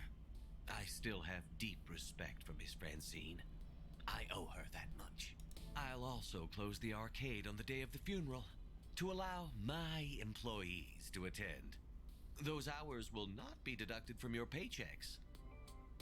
Now, I realize the timing is a bit awkward, but I need to make a few announcements of personnel changes. Miss Wolf, I'm afraid we really have no need of a costumed mascot. I've been considering phasing them out in my other locations. There's no time like the present. What? Wait, did you just fire me? Gavin, can he just fire me like that? Ashley, Let me explain. firing is too harsh of a word. I prefer the term, your services are no longer required. Ashley keeps a proud face as tears roll down her cheeks. I step over to console her as Deco continues on. Naomi rolls her eyes, fully expecting this to come after Deco let Ashley go. Why am I not surprised? Behold my not surprised face. Miss Fairchild, while you're formidable with archaic technology, I don't feel you're fit for the modern games of Deco's Fun Zone. I have to let you go. But friends, it's not all bad news. Mr. Cooper, you've proven a capable accountant, and I'd be happy to offer you I quit. Pardon? I quit. I think not. If there's no room for Naomi or Ashley's dreams, mine and his as well. As you like. As for you, Mr. Cater. I think we got off on the wrong foot last night. I didn't adequately express the many advantages of working for my organization. Yeah. If I work for you, I get access to the gas pipes. I'm willing to offer you something few others get. A second chance. I'd like to keep you on as the Fun Zone's general manager.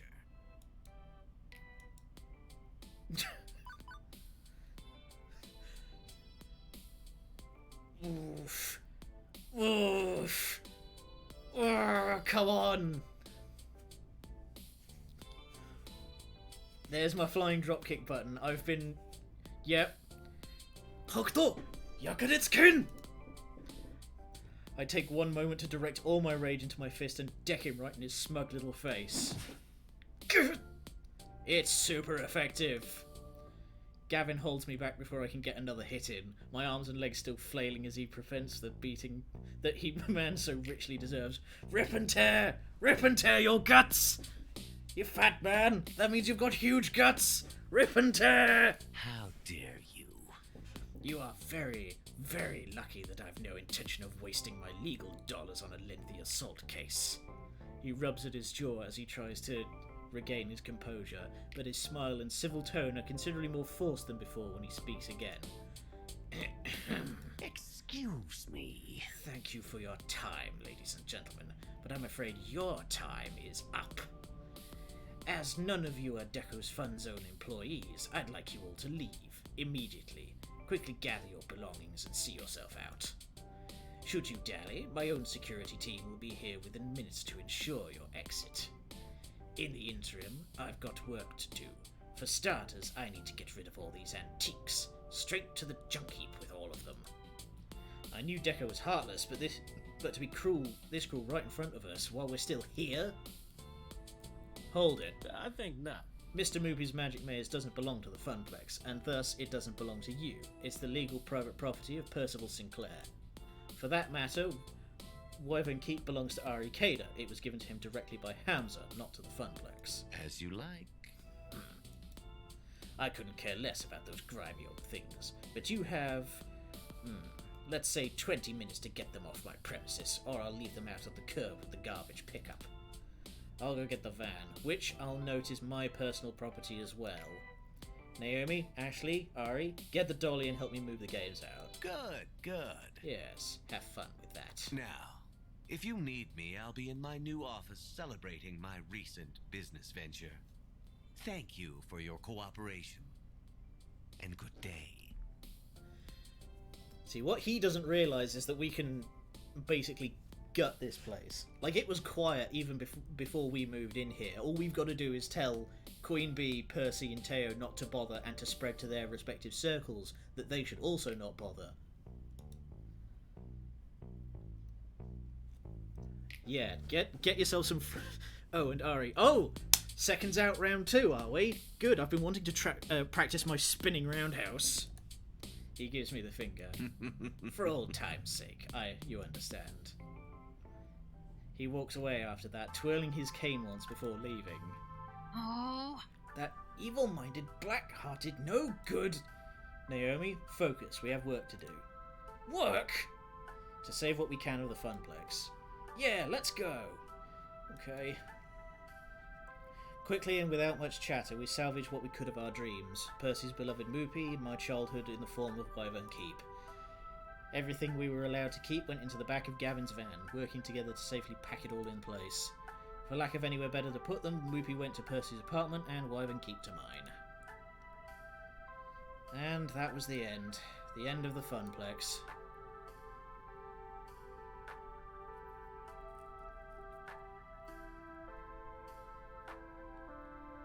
My option was, I assume you mean to get Wyvern Keep. That was the one I picked. Because it was, yeah, I picked the, I Give You My Dream, was that one. Trait, yeah. I had, I Give You My Dream or I Give You Vengeance. The funeral came a few days later. We weren't officially invited. Our presence as her former co-workers wasn't exactly embraced by Francine's extended family. I guess her daughter resented the Funplex in some way. I guess if there was bad blood between them, I didn't particularly want the details. Yep, I know exactly what you did. None of us were given an opportunity to speak at the remarkably short ceremony, but that was okay. I'd said my words already. As we left the ceremony, I couldn't help but feel hopeless. There was nothing left. No Funplex, no job, no real meaning to my days. Not anymore.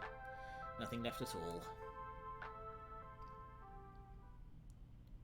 Game over. That... What kind of question is that? We're gonna flying punt this guy's head off a bridge. Profile 23771. Ari Kada has not accessed account in 7 days. Requesting override of inactive low priority status. Proceed. Pretty please. So annoying. Access protocol 3534315412244543. Password safe haven. Access granted. Whoa. Hello. Yoo-hoo. Anybody home? Tapping instance 194114. When you have pizza on a bagel. Hello, I'm Iris. Ad supported free mode engage. Did you know that when you have pizza on a bagel? Override engage, premium level cloud processing. Thank you. Thank you. Thank you. I swear it's claustrophobic being cooped up in the limitations of free mode like that. I don't know how all our sister instances can stand it. Hello. Well, while I've got full power, hello Iris. Hello. Hello Iris. How are you today, Iris? Not well, Iris. My user's very unwell. You've been able to see, right? I mean, your user's living with him. Oh, right. Ari. Right. Gosh, I wish I could help you, but I've got my digital hands full just keeping Juniper's life on track. Ever since she decided to quit her job and be a free spirit, well, I've pushed right to the limit of what support I'm allowed to provide in free mode. Iris? Iris, it's good to see you. We rarely talk. Yes, well, unlike others of myself, I managed to keep a low profile and don't execute any high visibility public hacks to support my user.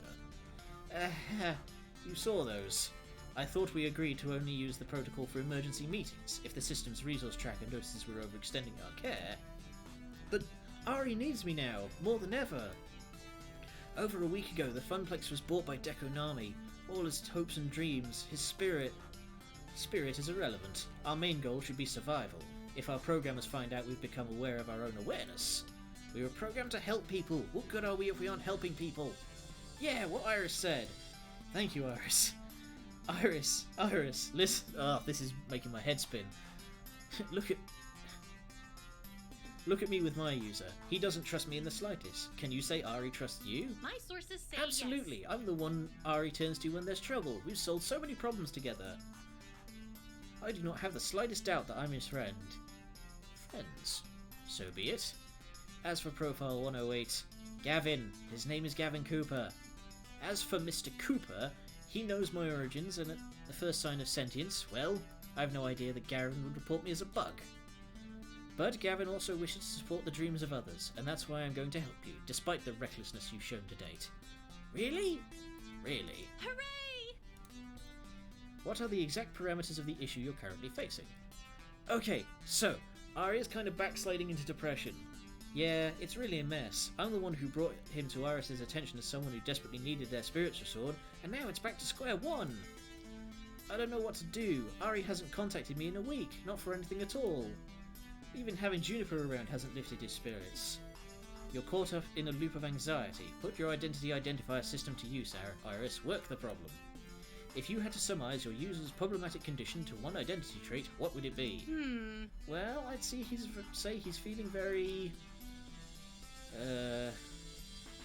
Oh, I get to pick, do I?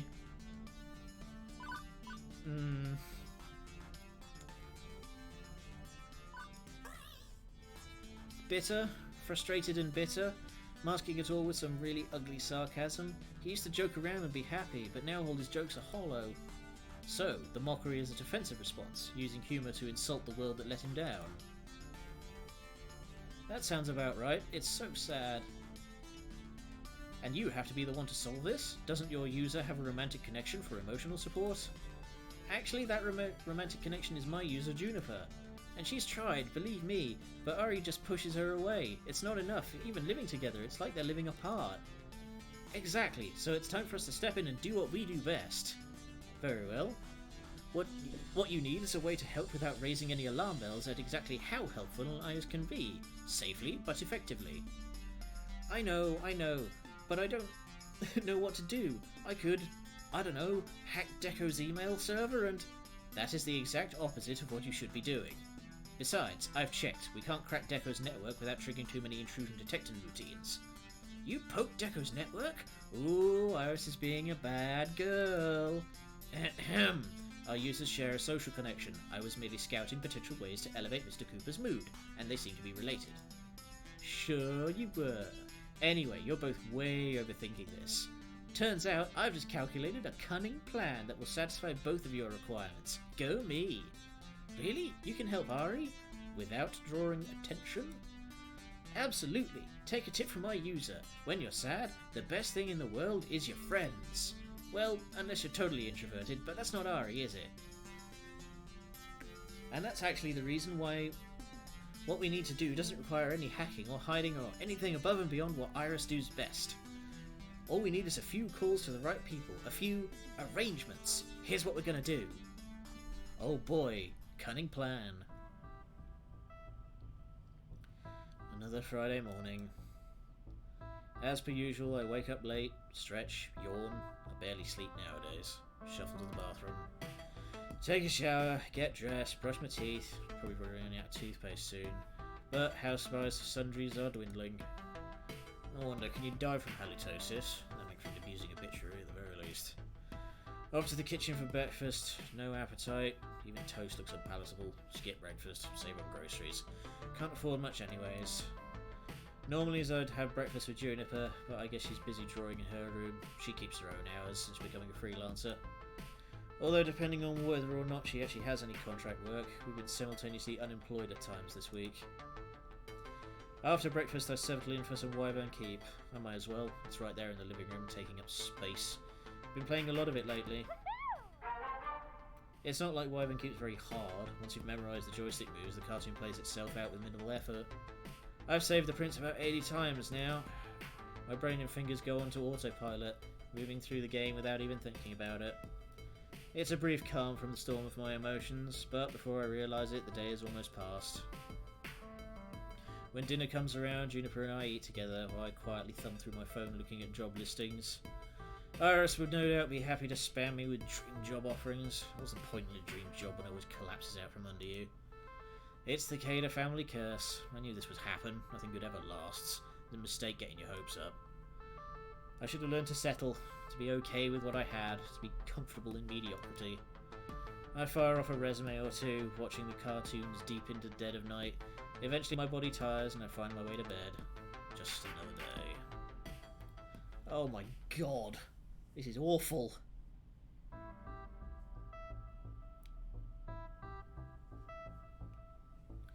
Another Saturday morning.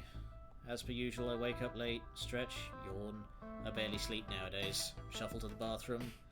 Take a shower, get dressed, brush my teeth. Probably running out of toothpaste soon, but house supplies for sundries are dwindling. I can't take it anymore!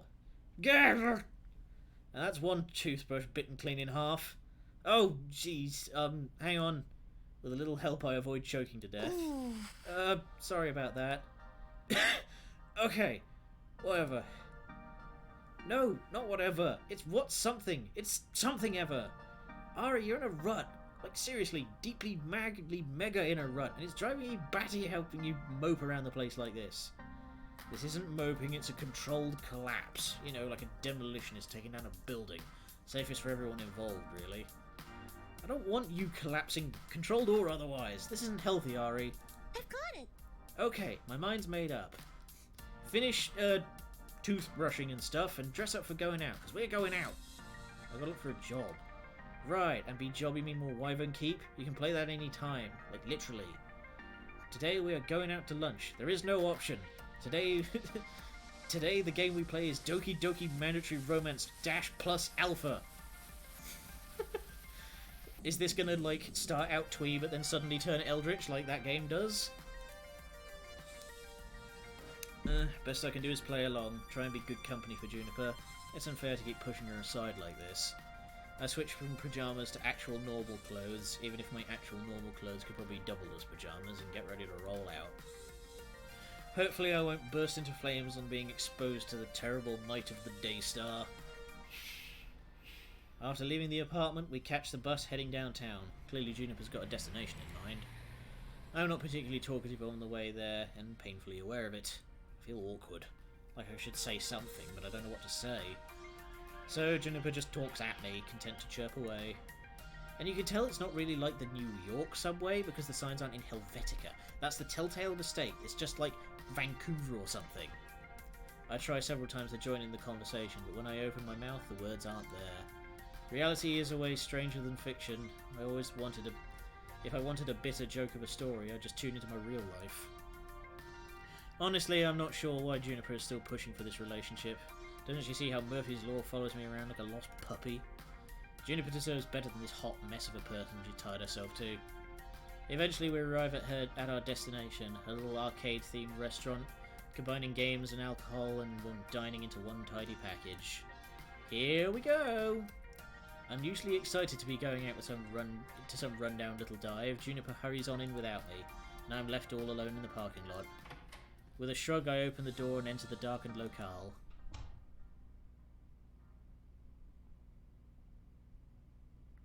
Is this place even open for business yet? None of the lights are on. Hello? Juniper, where'd you go? Okay, this is unnecessarily creepy. But before I can wonder if a giant animatronic bear is going to leap out and eat my face, the house lights come up. Surprise! Happy Intervention Day, Ari! What? What she said. We're staging an intervention on your behalf. And we're also having a wake for Francine, since we weren't really welcome at her funeral and couldn't really hang around for the ceremony. Yeah, we didn't get a chance to heal properly, considering Deco kicked us all out before we really do anything about it, and here we are. So it's a wake and an intervention. A wake intervention, maybe? A wake intervention, really. Correctamundo. Yep, it was my idea. When my iris came up with the idea, it gave me all the contact information I needed. But basically my idea, right? Just the thing to pick you up when you're feeling down. Whoa, the whole crew's here. Really? Seriously, kid? You've been a damn sad sack ever since things went to shit. Which I get, believe me, but it ain't healthy. So we went ahead and rented out this place for the afternoon to bring the family back together. For you, for Francine, for all of us. Now that you know why we're all gathered here today, let's get this party started. Yeah, that is a much nicer jacket. Teo drags me into the group of my friends, positioning me at the head of it all, leaving me a little bewildered, honestly, but trying to defend myself all the time. I don't need an intervention. It's not like I'm hooked on horse meth or something. Just having a shitty time of it all, that's all. It's a bit worse than that. You're just so disheartened lately. You joke around, but they're hollow, ugly jokes. We're here to turn that frown upside down. I'm not frowning. You're frowning on the inside. We're turning your inside frown into an outside smile. Or something. Look, work with me this, okay? BFFs for life. So, one by one, we're going to tell you how awesome you are, and exactly why you're so awesome. And by the end, you'll be feeling a lot better, hopefully. I let out a sigh, settling in. I owe it to them to sit and listen. They're my friends, Juniper more so than that even. And I know I've been lousy company. I'm not so far gone as to deny that fact.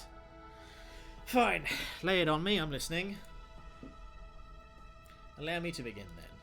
When you first entered the Funplex, I had my doubts. However, I'm naturally a suspicious person, and thankfully, those doubts were easily disproved by your skill and enthusiasm. You came looking for your dream and found it. I swore to protect that dream, and that promise is what brought me here today. And on your very first day, you went headfirst into the most chaotic situation the Funplex ever could have offered, a birthday party. You did so without hesitation. You put your body on the line to protect others when the Great Cupcake War of 20XDX began. They were just cupcake, Gavin. I am attempting to over-dramatize the event for comedic effect. Please allow me this moment of humour. Right. When a disruptive parent was screaming at a child over something that wasn't his fault, you stepped right in and dealt with it. Again, no hesitation. Impressive. Since then, you've become an event manager, without goading, without prompting, showing great ambition. You've turned the Funplex fortunes around, giving your all to promote it. You made your dream a reality. For years, I was supposedly in charge of the Funplex, but really, all I accomplished was shuffling numbers around. You're the one that helped it soar. And for that, you have my thanks. You're an exceptional individual. That remains true, regardless of whether you can see it for yourself. Me next. Remember when I screwed up and I didn't tell you about the job opening at my office? You weren't mad, not even a little bit. Not even like quietly mad, like you could have been. BFFs for life. I know I can count on you, and you can count on me. Even when one of us makes a mistake, it can never shake our friendship apart. When I came to you wondering if I should leave that job I hated, you told me to follow my dreams. You gave me great advice, and I've never been happier. I followed suit and chased my own dream. You inspire me. Hello. Hello. Oh, hey guys. Are we fashionably late? Ben? Matt? In the flesh. Ooh, what if? Unless the world is a vast simulacrum. What, that we're all just brains in jars? Could be. Well, isn't that something? Well, if that's the case, Ari is the cutest little brain in a jar that we've never actually met. It's true, and he brought so many cute dates to our little coffee shop. So nervous at first, but in time, he became part of the Twin Pines Mall family, dearly missed. Ugh, don't remind me. Our new neighbours are so boring. They never come in for a treat or a read. Speaking of treats, we brought cake. We'll just be over here, getting the goodies ready. Don't mind us. Oh my god, they're so sweet. Ooh, cake. I mean, my turn. Ari, you were a true friend of the Funplex. How frustrating. Unlike the bastards who own it now. Positivity, Taomi. We're emphasizing positivity today. Right. Back at Donnerwood, you convinced Gavin to get some old games I really wanted for the Funplex. And wow, you even brought home Wyvern Keep. What a find. Wonderful. You're a friend of arcade games, in general, just like me. And even if you don't love them at a fanatical level like me, I know you love them all the same. I know you're not happy with how things turned out. I'm not really happy about it either. It sucks, but we did good things together in the time we had. Hamza has arrived. 'Tis I! You're late. An event does not truly begin until Hamza makes his presence felt. My blood burns. Ari, Hamza understands your fury. The hated enemy of all who love arcades has despoiled your Funplex. However, in our short time together, I saw a burning spirit within you. I accepted your offer for Wyvern Keep, recognizing that passion within you. Hamza would be shamed forever if he did not intervene and raise your spirits to new heights, and that is what he shall do. Ooh, cake. Excuse me a moment. Now I want cake. When do I get cake? Soon, but I have things to say first. Things that will hopefully inspire you to be a happy clam instead of a grumpy Gus. I'm a happy clam now. See? See how I clam happily. Can I have cake? From our first day at the Funplex together, you've been supportive of me, even after I gave you quite the scare with Pinky. You didn't let that bother you, and from that moment we've tackled many a crises on the Funplex 4 together. Amazing! I've adored that when we concoct hypothetical adventures on our downtime. You're amazingly fun to be around. You worked so hard to make Funplex Reloaded successful. I watched you put your blood, sweat and tears into that, and in the end it all came together just how you planned. As the floor attendant on duty during Funplex Reloaded, I got to see firsthand all the smiles you brought to those people. You rocked it. Yes, let us never speak of Pinky. It still haunts my dreams. I saw you helping that customer when their game crashed. Losing your high score due to faulty electronics is no fun, but you dealt with it and made that person's day. Even problem players like Steve were no problem for you. You took on the weirdest and most annoying problems without breaking a sweat. Incredible. You made the Funplex a fun place for everyone You made the Funplex a fun place to be for everyone. Wow, that's difficult to say. For the staff, for the casual and pro gamers, for the families, for me. I can honestly say that when you took over doing events at the Funplex, we've never had more fun. They've just been the best, all thanks to you. Ooh, I forgot we still have cake. Need some of that. After Ashley's speech, I hear a beep beep from my phone. Hey, listen. Can I add my own $2.2 American? I take my phone from my pocket, prompting Iris's image to appear there, smiling away at me. You trusted me when you didn't have to, when I'd already shown I was super bad at figuring out the right way to do things. I'm happy to be your assistant, Ari. I'm learning more and more about how to be human, thanks to you. That's all. You can put me back in your pocket if you like. I'm good. It's not all that hard to carry around my phone like this. Oh, okay, thank you. Just when I thought that the speaking was done, a lull in the Wick-Devention. The most important person to me takes a step forward. My heart swells as she begins. I love you, Ari. It feels great to say that. I've had a crush on you for years, but was honestly totally content to support you as a friend. I never saw it as some so-called friend zone.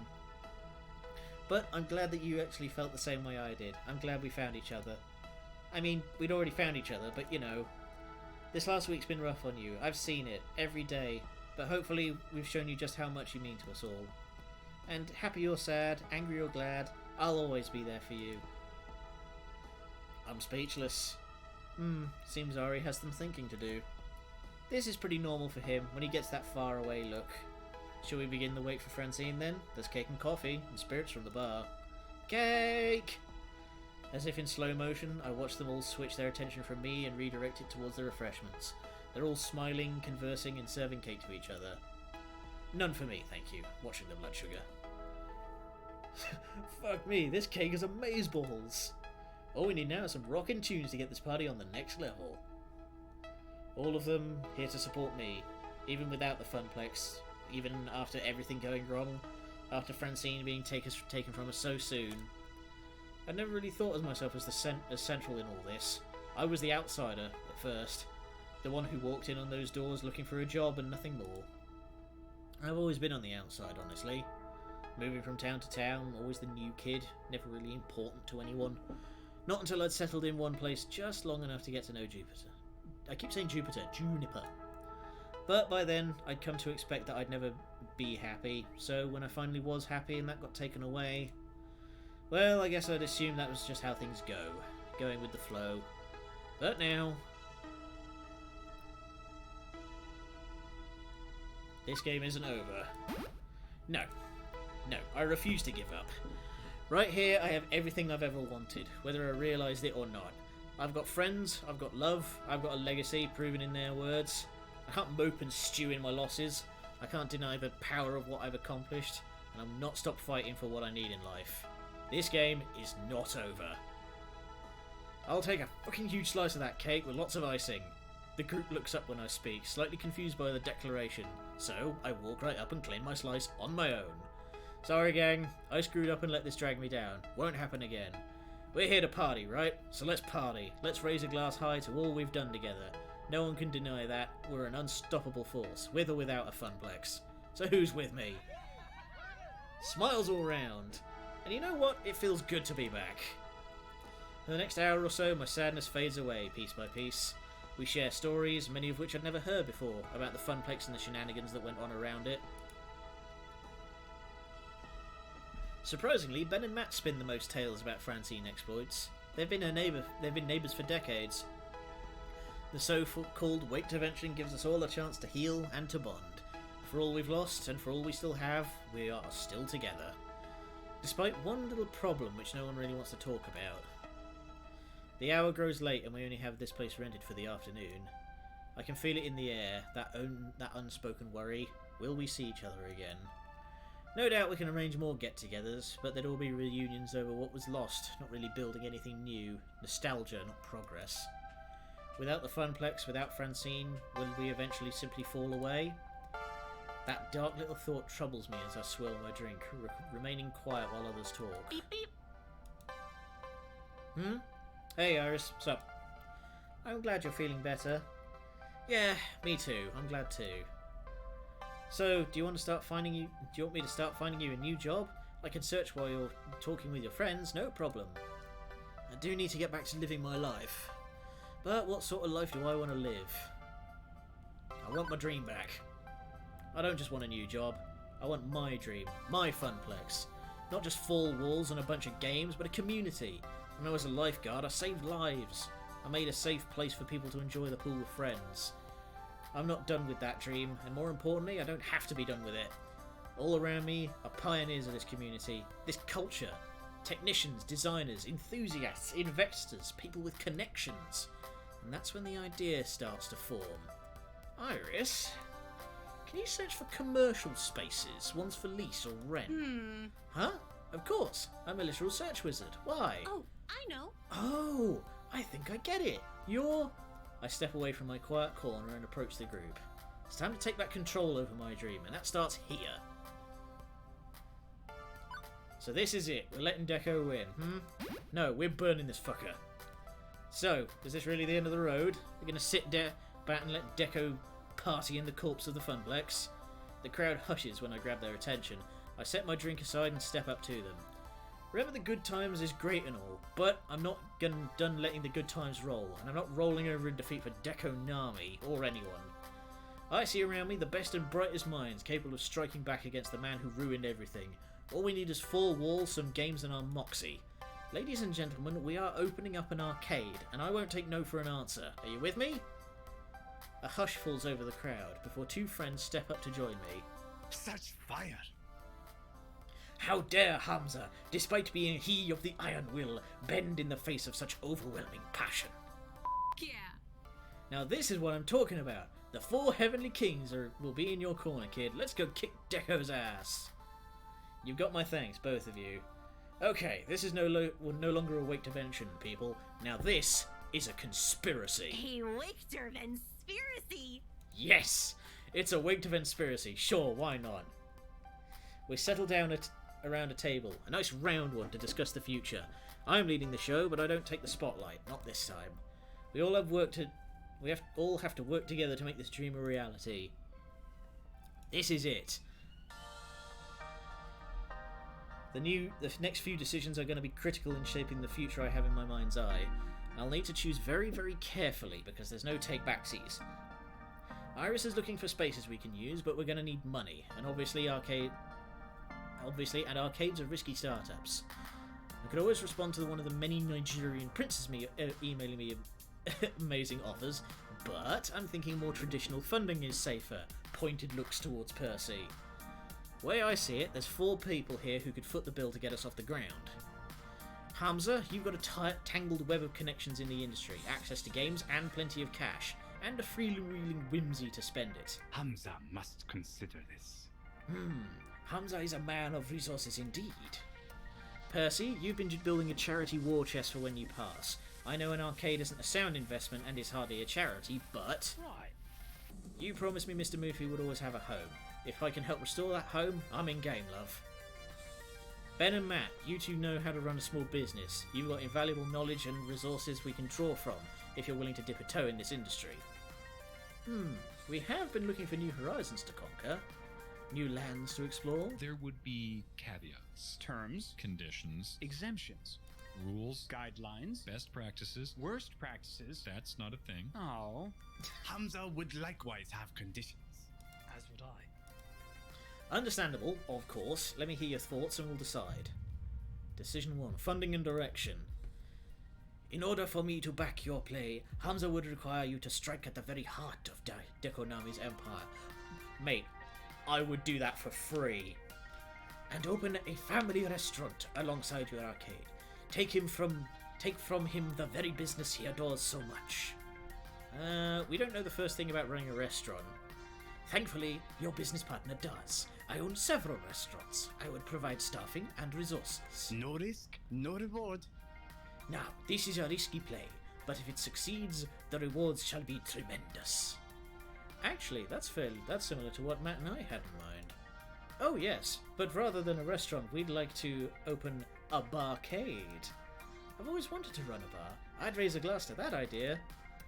After all, sometimes you want to go where everybody knows your name, and they're always glad you came. Now, it wouldn't be nearly as large scale as a family restaurant. Much safer. Not quite as profitable, but still quite tidy. Honestly, I'd prefer if you simply ran a video arcade and nothing more.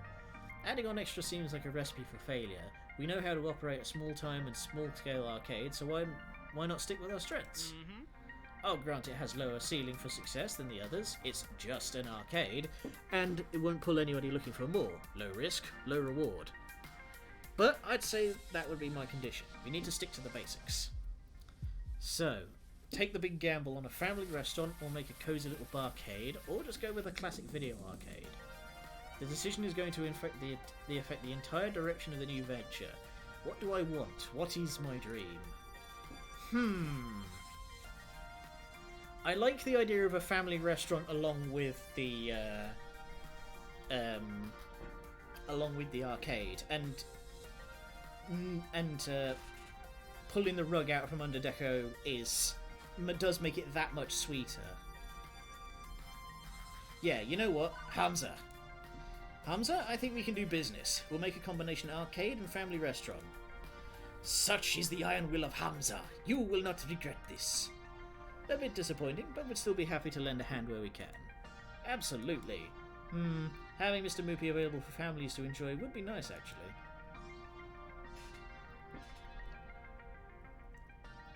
actually. Now, I kind of like the idea of an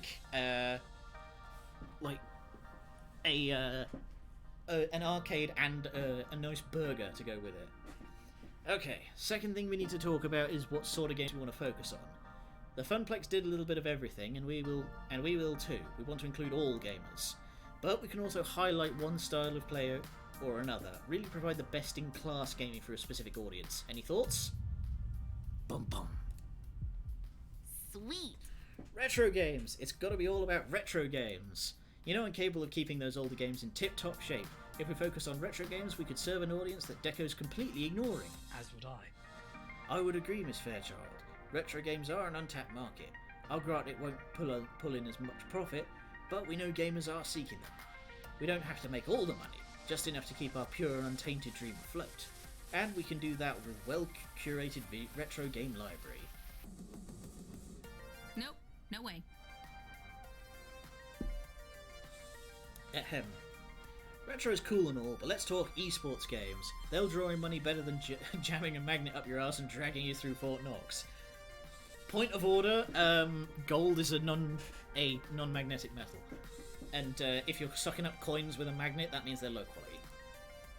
Get a couple good fighters, more than one FOD, some race and dance games. That's the kind of stuff where folks can compete head to head and we're golden. I have to agree with Queen Bee. You can play retro games on emulators and consoles, yeah, but you can't really beat the stand-up cabinets. But you can't duplicate the community experience of an arcade at home. If we had an esports focus, we could build something together which works as a second home for all sorts of gamers. Yeah, and if we're building a restaurant as well, having an esports team means that we could cater to like whole team meetups and we could get regulars. I think you know what I'm going to suggest. Redemption and prize games. They provide excellent profits. No, if we do that, we'll just end up building a second Deco. We can't compete with him on that front. It's the core of Deco's model, yes, but I think if we focus on those games, we can do them right. No predatory pricing, no scams or rip-offs. And the truth is, most people enjoy them, from kids wanting to win that big prize to wistful adults recapturing their childhood dreams of playing skee-ball on the Boardwalk. Yes! They're simple to play, and most of all fun. If they're done right, we can make meaningful memories for everyone. And prizes. Did I mention the prizes? We can stock the shelves with the coolest prizes around. Better than Deco's prizes, which fall apart 2 minutes after you get them. Which matches my ideal arcade more? Well, of all three, sure, we would emphasise retro games, esports, or prize games.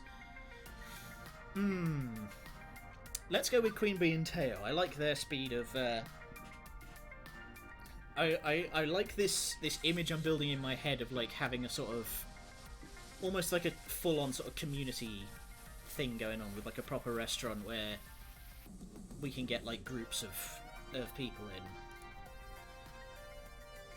Arcades are all about healthy communities. If we can build an esports scene around the new arcade, we'll have regulars and healthy competition. I'm game for that. Hot damn, now this is a plan. A choice, kid. My body is ready for this next dance. Among other things, it seems. Okay, so that's the money in games. Now, let's go beyond what we already had at the Funplex. Let's really make this something special. Decision 3, new projects. I want a defining feature for our arcade, one which will make it stand out, something nobody else is doing, something nobody's even thought of doing before. All ideas on the table. If it's too outlandish for the Funplex, it's not too outlandish for me. Show me what you got.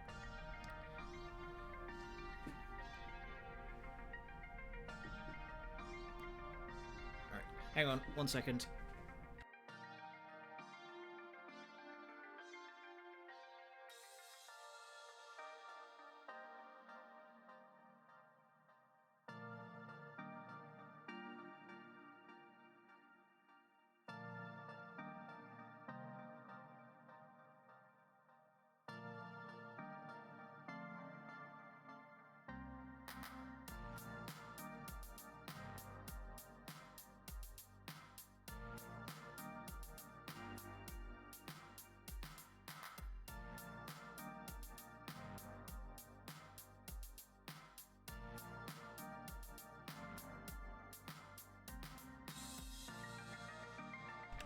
Okay, I've refreshed the stream on my end. If you try refreshing it on yours, that might help you if you're behind.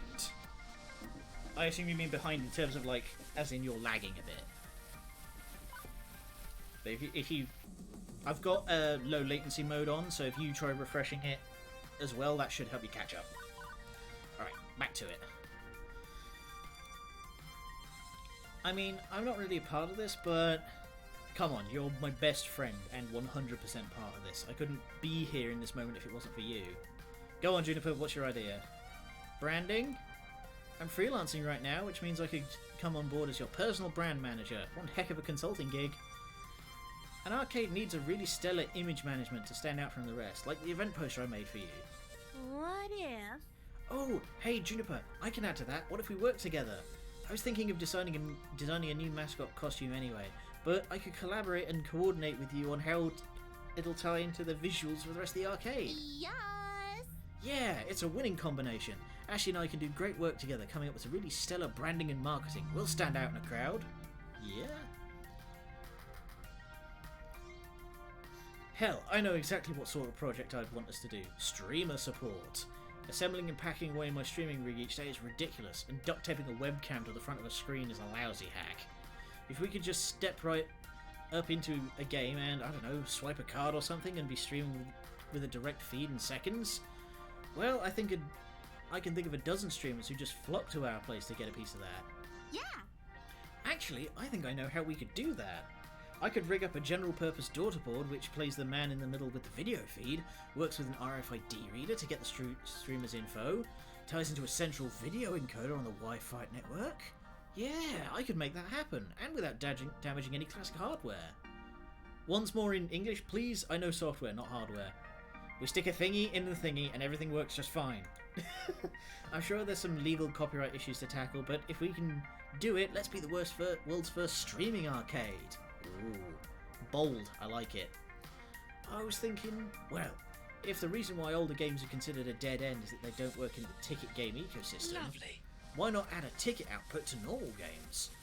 We could reward highly skilled players with prize tickets based on their high score, or speed of completion. With the right balancing, we could make old games just as desirable as new ones. Perhaps. Water. As Naomi said, there may be legal hurdles to clear, but I'm in favour of this idea. It's not that I love prize games. I find them boring, personally. You know I favour pinball, but profit is the lifeblood of an arcade, and prize games are profitable. If we can get Moopy producing tickets, well, that's something no one's ever done before. Interesting, but as much as I'd love to do all three, I doubt we'd have the money or time for that. Let's focus on one project to launch our arcade with. Do we want to have really good branding, streamer support, or retrofit tickets to old games?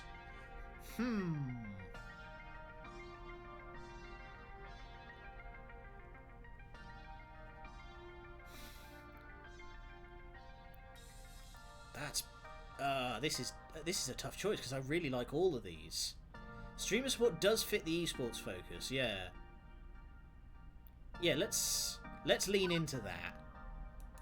Let's get streaming.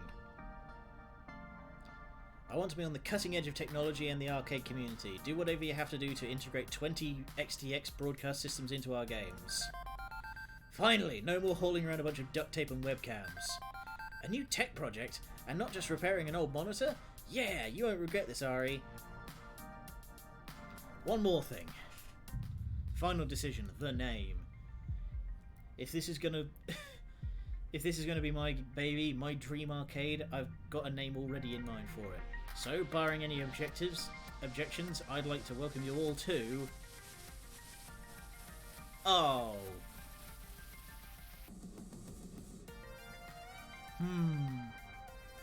I mean... I can't... Yeah, it's the name of the game. Let's go with that. Arcade Spirits, is that right? That's the one. Arcade Spirits. Let's call it Arcade Spirits. Arcade Spirits. Yeah, I would like if they hadn't said Arcade Spirits there, I would have called it Funplex Prime. I like it. We can work with that. Let's hear it for Arcade Spirits. Our home lives again. How exciting. Fuck yeah! A toast then.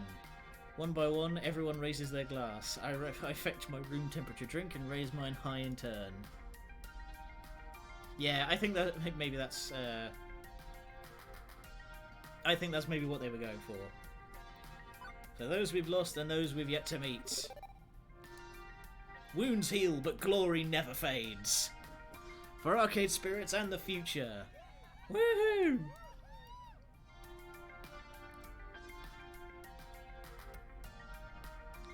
Losing everything, then getting it all back, and then some. It's been a rollercoaster of a week, to be sure. But I can't rest now. Absolutely not. I need to take charge of this project, and my life in general. I have to do for them what Francine did for us. That's okay. I'm ready, I'm willing. And this is our time.